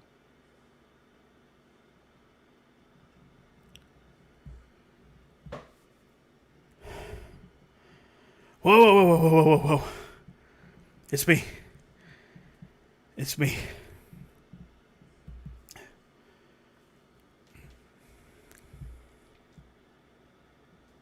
The girl withers, letting the heavy weapon fall to the ground, along with her body as well. I hear the shots of my partner and I turn back. Fuck. I take another pill. And I just run back.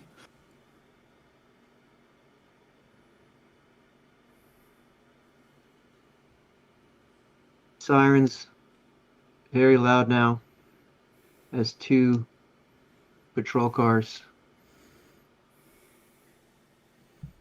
drive up to the barn house, skid to a halt. Lights flashing, painting the building with red and blue. I'm hobbling towards You just around the corner in the barn and see him. the shotgun in my hand, and I say, "Get the girl," as I fall to my knees and slump on the ground. I'll go for him instead. I'll help him up. Come on, man. I'll carry the shotgun. Just get to the car. Cavalry's here. We did it, man. I'll tap his shoulder twice. I'll approach the girl. No reason to be scared. I'll just grab her, lift her, take her to the police car. Hey, cops! We're part of you guys. Agent Nikolai Kowalski. Sirens are cut. Floodlights from both cars are trained on your direction. Crawford steps out of the driver's seat, gun aimed over the top of the door, peering at this scene. Floodlights light you up.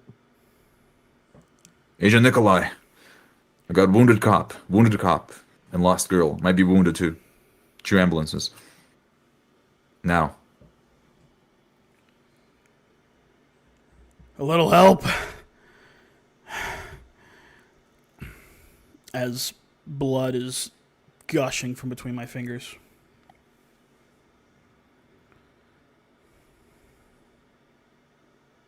Crawford holsters his weapons, runs around the car, calls to his friends to help, rushes over to you to give you a shoulder to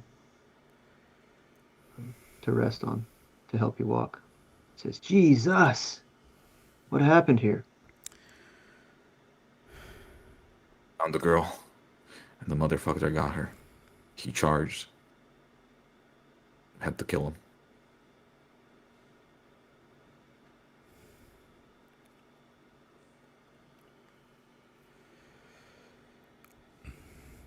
He said it all.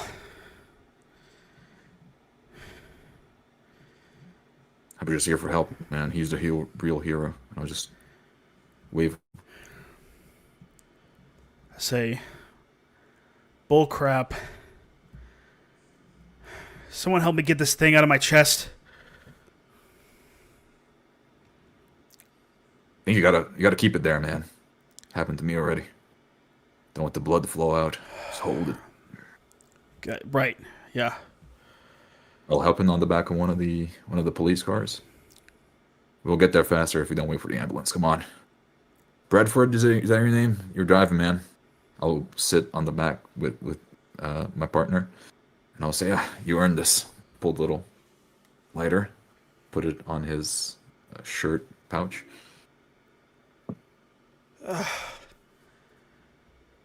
That's gonna get all covered in blood. Baptism by fire. You owe me. Call it even. Well, you two are a couple of heroes.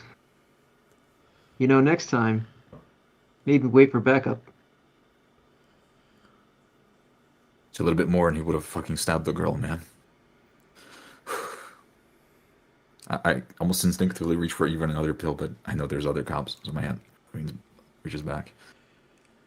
Seeing his shaky hands, I pull a blood-soaked cigarette pack, toss it, the last two. One blood-stained cigarette in my mouth, and I pass the other to Nick. Fuck, man. I get what you mean now. All in a day's work, huh? I'll grab my lighter off of his pouch and light both of ours cigarettes. Damn straight.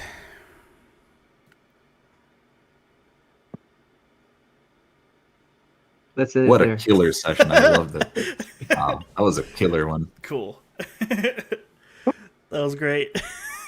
It was fun. Well, thanks for carrying me that whole time. That was you guys. I just gotta play with you guys all the time.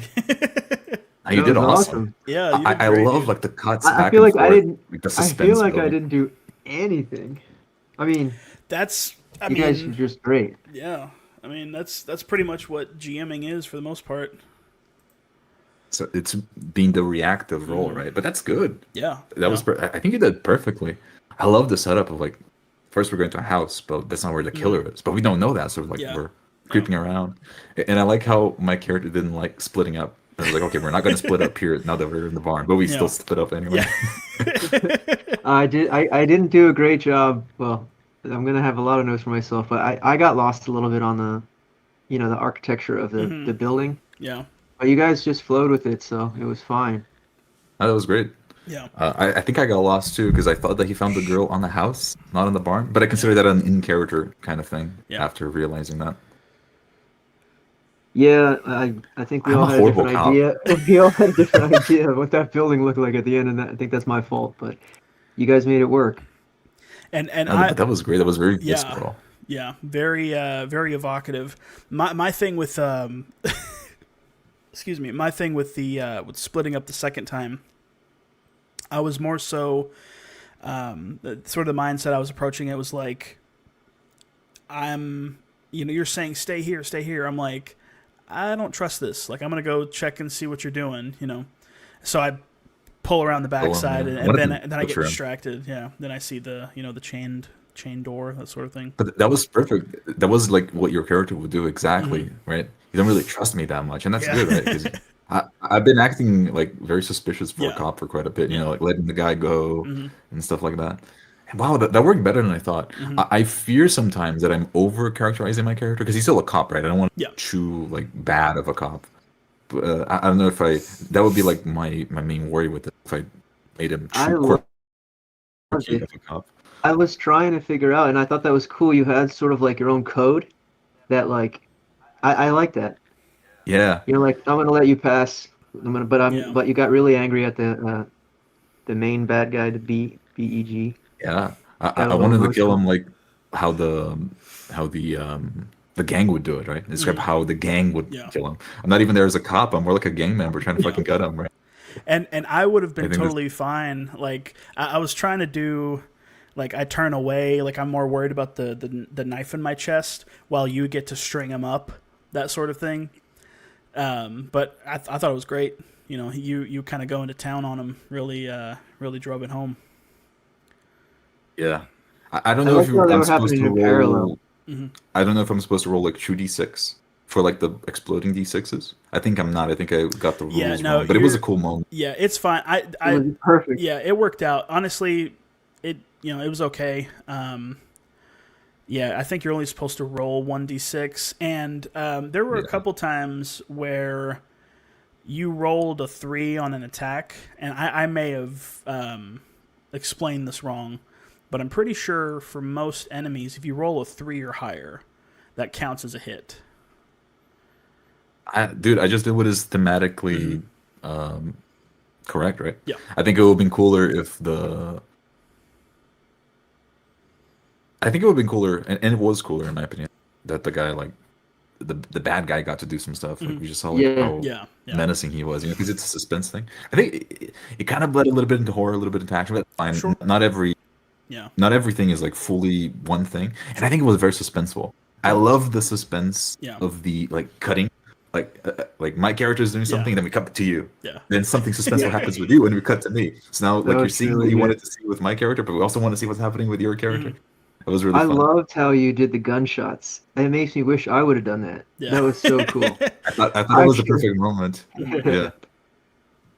Man, our characters, like they were like natural. Like they just it felt like we planned it, honestly. That was great. You played a great character. Oh, thanks, man. You as well. That was a lot of fun. Thank you. Yeah, like Uriah was more of an investigator, right? And Conway was more like, let's get in there and get it done.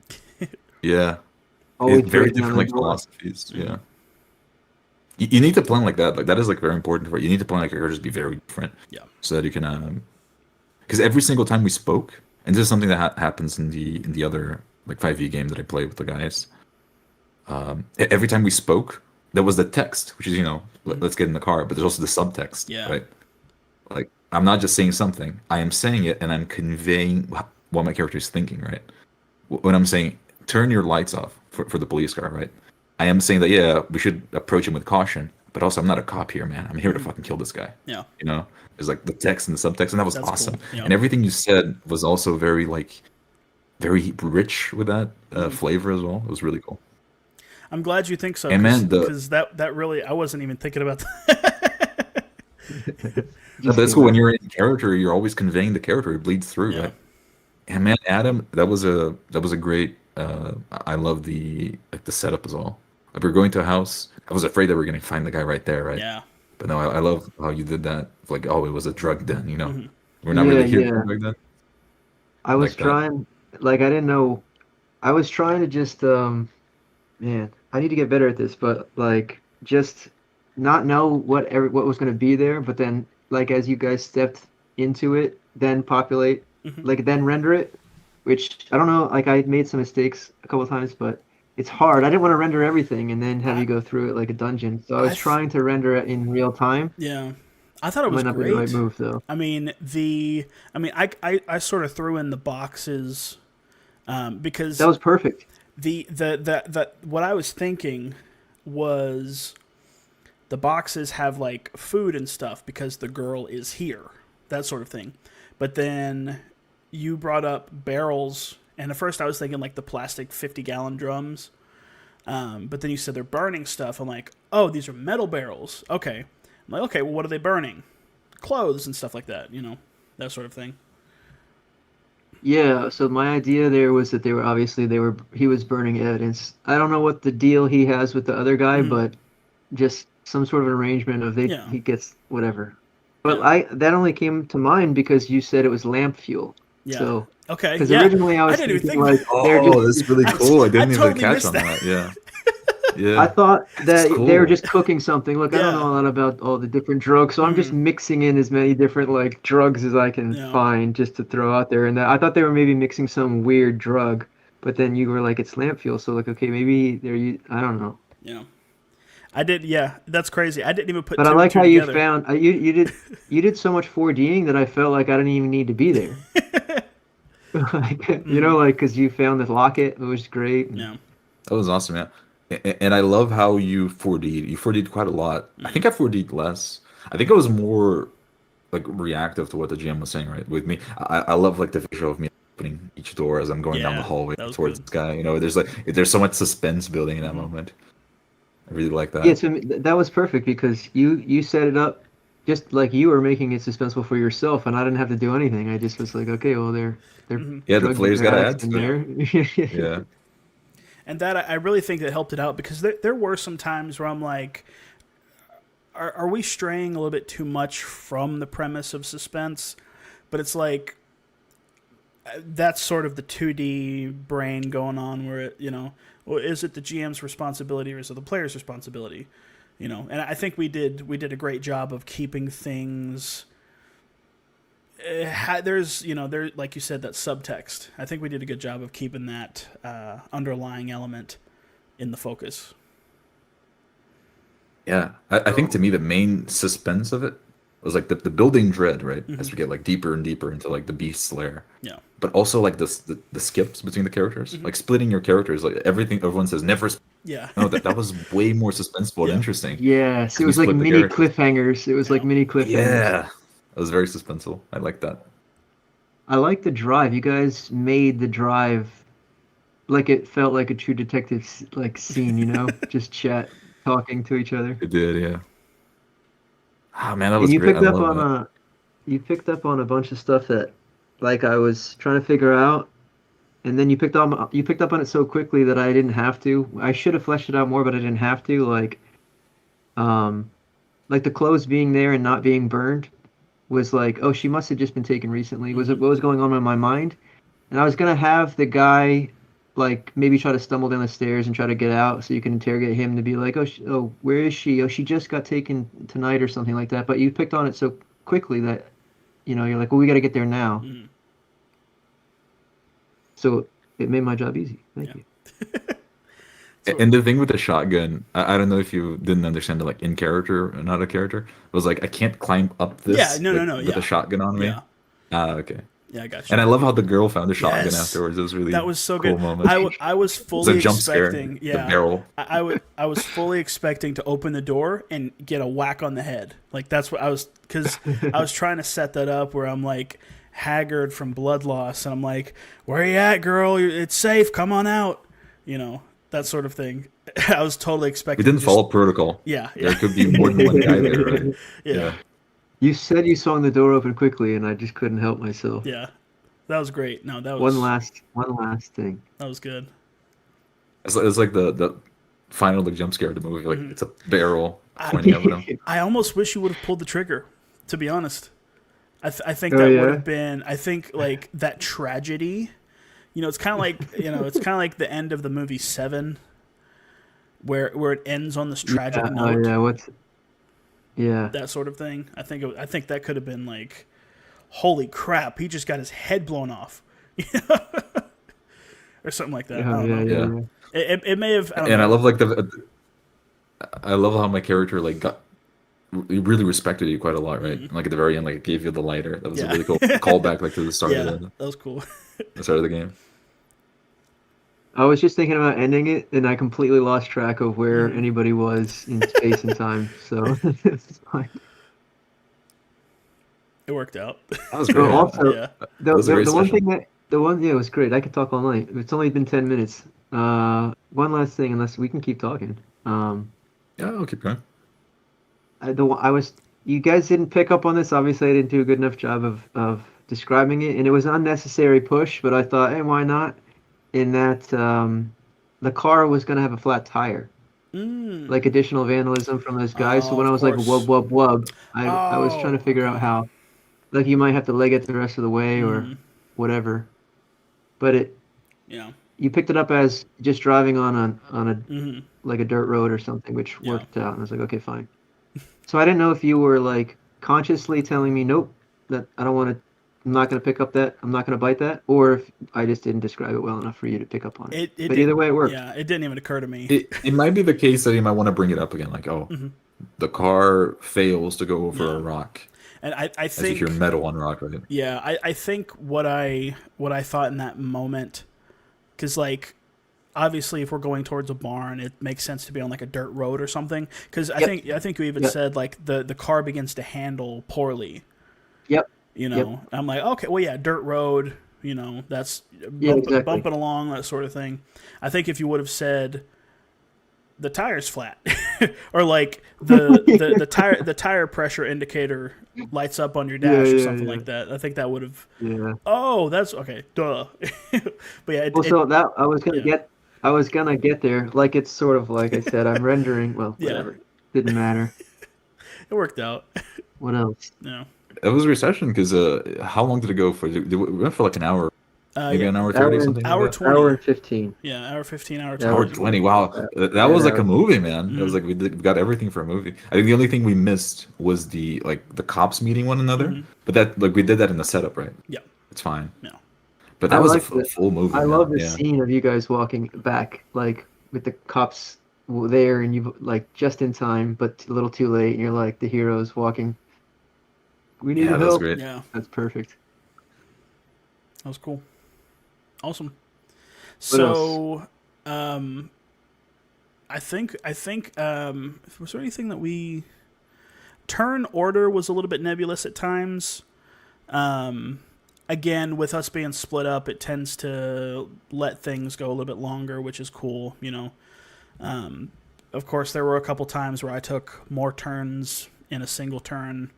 But again, we're separated. We were separated for most of it, so it tends to kind of cause that anyways. But I think we did good keeping it tight, keeping it tighter. I only felt that when we were fighting the psychopath, because I described my character like with his back to the truck, like I wasn't continuing the fight. I think that was a pretty cool moment. Then when I hear him like dashing after you, I go over and shoot at him. Right? Yeah. I expected that the psychopath would get a turn, but then you like also took a turn right afterwards, which is when you missed. I think that was like the only moment that I would say was like you were like a bit overbearing. I thought that the psychopath would get a chance, right? Because I think that I got to shoot before he did something to you, because I was like, I was waiting for it. Sure. I described my character with my back on the car. But then like you shot him. I guess well it was. I could be wrong, because I guess you will get to shoot him before he stabbed you, right? It was He's coming for you when you're shooting. It was. I think it was more so in that moment a thing of, I heard you shoot, and so like instinct, I just go. You know, granted, in sort of the weird role play space time idea, he probably should have gotten a chance to react to that, or at least that should have played out before.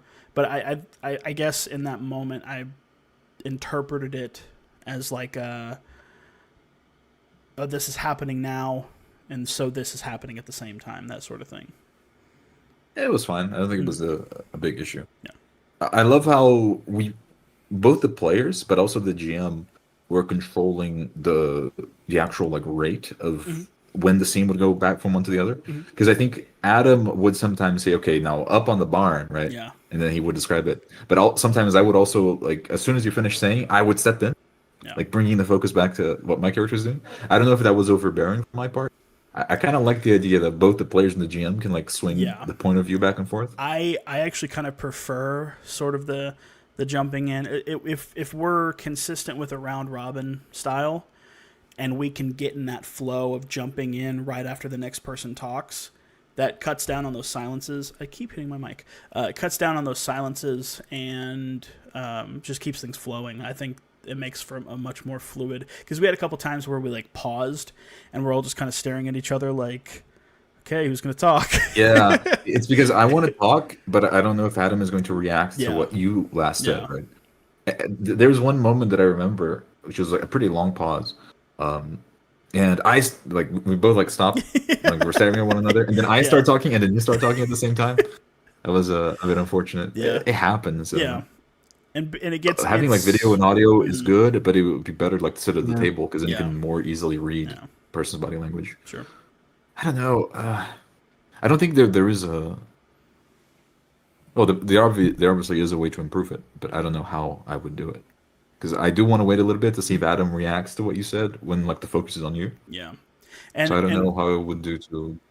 and GMing, especially in a 4D style, is pretty tricky anyways, because I remember when we did the first one with the military game, I was taking my turn every single round. So when it would come back to the GM, I would say something, and Phil was like, you don't have to do that. It's okay if you sit out and let the players talk. So it's kind of this weird, like the GM is kind of in this weird in between where he has to wait for this, or it's better if he waits for the silence of the players to add something. But I think I definitely could have been more proactive. I think I wasn't proactive enough, honestly, or at least I didn't.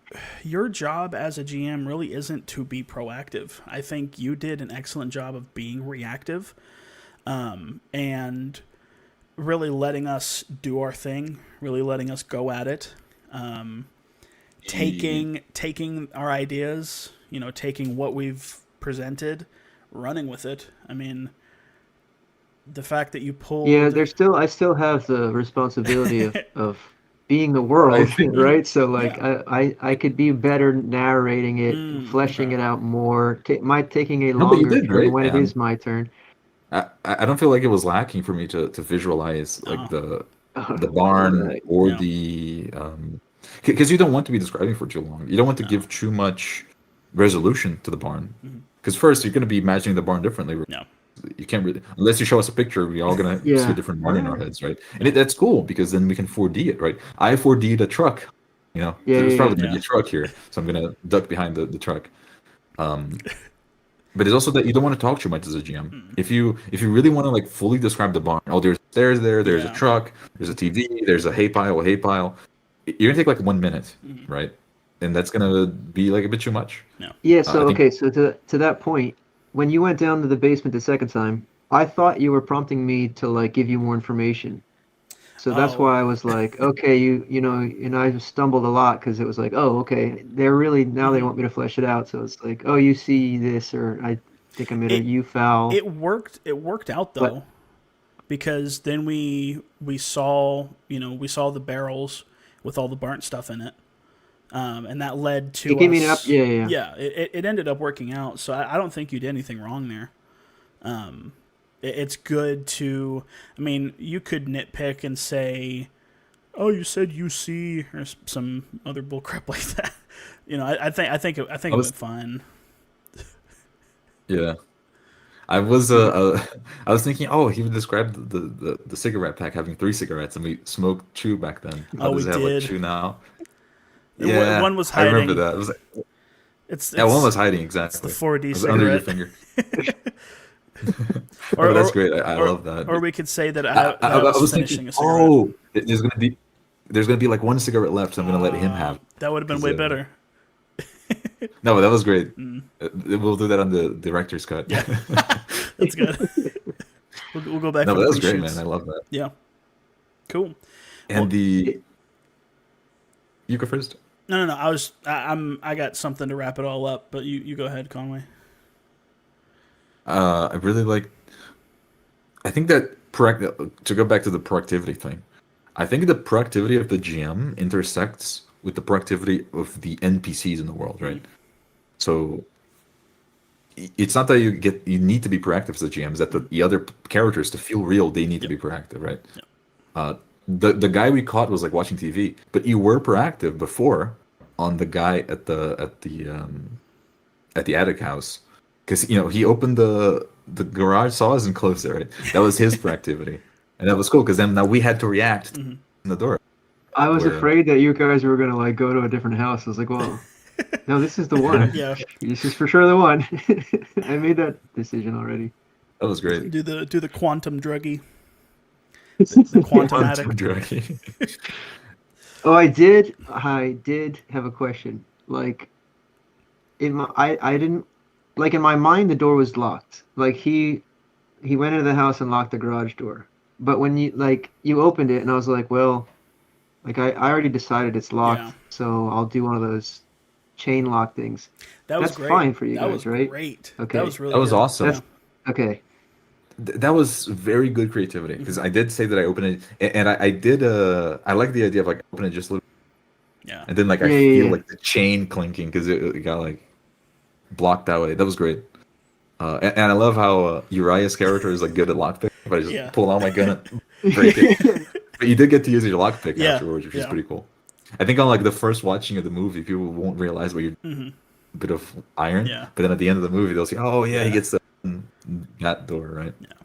Well, I was like great. how like you were trying to pick the lock at the end and you failed, and I'm like, okay, if he smashes this, the guy's gonna hear. Yeah. And then Conway was creeping, and I think you rolled. I'm sorry if you didn't, but I thought you failed like a sneak roll. That's why I I had you did, yeah. creep.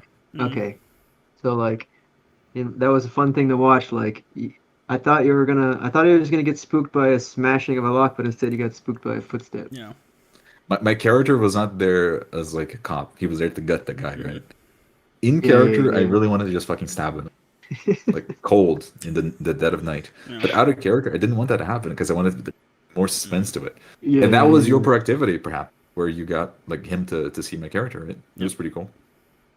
Yeah, I got to play with you guys more often. Yeah. All you only got good things to say. That's what happens when you play with 40 players. They just want a GM to do nothing. That's Yeah. great. Just talk Yeah. less. I think that when we rolled you, Adam, to be the GM, like you were a bit nervous. I could see like you're moving out a bit, right? But that's the You thing, know, though. yeah. I think being a GM in a 40 game is the most relaxed.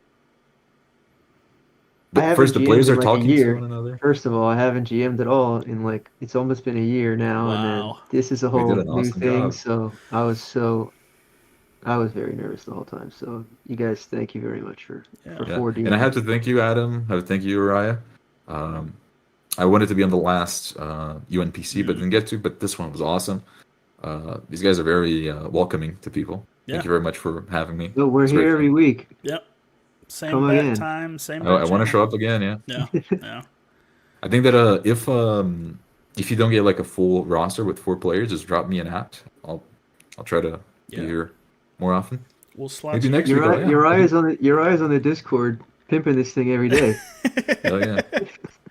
Try to get some noise You, out there. you need him to at you more? You need him to get Yeah, I Well, love it. I like the UNPCs, Mm. and I like how it's very different each Yeah. time. I want to be on the next one, so yeah. Yeah, and if we get more people, we can always make 2 tables. Now Yep. we got 2 rooms. Big Ben made 2 rooms, so. And I was thinking, I don't know if we could always ask, like, if we get 4 players, I don't know if 2 games of one-on-one might be fun too. I don't know. We can do I like whatever the we setup want. of 2 players and 1 GM. That's I think kind I would of prefer that. kind of peak. It's kind of prime. Yeah, Because you get in a good flow. 2 players or 3 players is the best one. Yeah, because we did give Adam a lot of time to think about talk Yep. back and forth in the car. Oh, that reminds me. At the start, you were setting up the scene, right, Adam? And I just hopped right in, like in character, like leaning back on the car and Yeah, stuff. yeah, that's good. I could tell that he wanted to keep talking, but did you think I overstepped my boundaries there? So, like, I don't know. It doesn't, again, if you got what you need, go. Yeah. But I always think, like, at the beginning, everyone gets, like, a little extra time to sort of seed the world, seed your character a little bit more than you would at any other part in the game. So then we just, like, we establish the world, we establish each character a little bit more than normal turn, maybe. Mhm. So that's what I was expecting. Sure. Like, and I'm just basing that off of what, like, Uriah did. Like, it really helped ground the world, and then we sort of maybe spend a little bit more time describing yourself or something in that first few Oh, turns. describing as well, that is the thing I think I failed in, because I wanted to describe what my character looks like, so I can more easily visualize him. And I got so far as describing like he has a suit and like he's hiding the tattoos, but I never got to like describe what he looks like. I was describing like as a bald, Yeah, like, I think if you Polish don't guy. if you don't do it on those first few turns, I think you lose the opportunity. Yeah, at least I got to describe that I have a Exactly, suit, right? Yeah. yeah. I can picture that. And, Oh, that was great. And I mean, you can find places to interject those small details. I mean, anchoring is really the best way to do that. But I think we did good. I'm sort of the mindset that, like, let the players talk.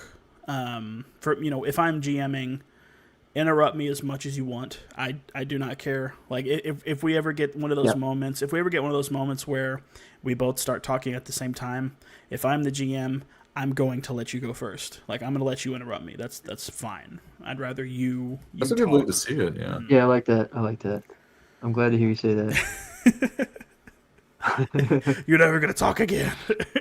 I'm gonna want to GM every time. I just get to watch you guys do a movie. Sometimes I feel like I'm Oh a bit yeah, overbearing. there's lights. There's some lights. There's street lights. Okay, go ahead. More. Yeah. Sometimes I feel like I'm a bit overbearing because I think I described what my character's thinking like 2 times in the game, and we didn't talk about that, but I think that's a bit of overstepping a boundary. I mean, if there's any place to do it, it's during an NPC. So I wouldn't fault you too much for that. It is getting pretty late, so I do want to do one more thing before we call it. Adam, you now have the opportunity to replace That's right. your list, my friend. If you want to share that with us again. Okay, so I want to do like some mundane setting. So like, I'll let you guys pick. I want to do like an office setting or like a school setting. So like academia or like is it more slice, workplace. Is it like Workplace. I'll help you. Is it like slice of life? Workplace. No. Just like a modern. I guess it doesn't have to be modern, but just a workplace setting or a academia setting. I think academia is very evocative. Mm-hmm. It makes me think of like sci-fi or like a three-body problem or something like that. Yeah. Or like the characters are like physicists and stuff. That'd be interesting. Then that's what it is. That'd be very interesting. Because It could be anything. I mean, you can always. That I mean, would you can do anything with academia. That would really let the tone shine. Because with a lot of our settings, there's sort of an implied tone, but with something like that, something more mundane, a little bit more nebulous or broad, it'll really let the tone. Like, how do you do heroic academia? That'd be interesting. Oh, easy! It's like a hero school. Yeah, like super school, sky high. Well, Have you ever know seen what comes that to movie? mind with Heroic Academia? Harry Potter or something. Heroic Academia makes me think of like those like stories where people are like rescuing cave divers. Like, oh, they made this special like submarine. Sure. Okay. Yeah. That'd be cool. Do you like it's about like the scientists and like the engineers. Yeah. That's cool, man. I mean, I think that the one that would have the most difficulty with here is Dreamscape. Like, how do you even make? Okay, I've been thinking about this a lot. the way that I think about Dreamscape. So you could either do it like it's a dream, where you're mundane, everyday, normal people, and you're just thrown into a regular everyday thing, and it starts to go weird.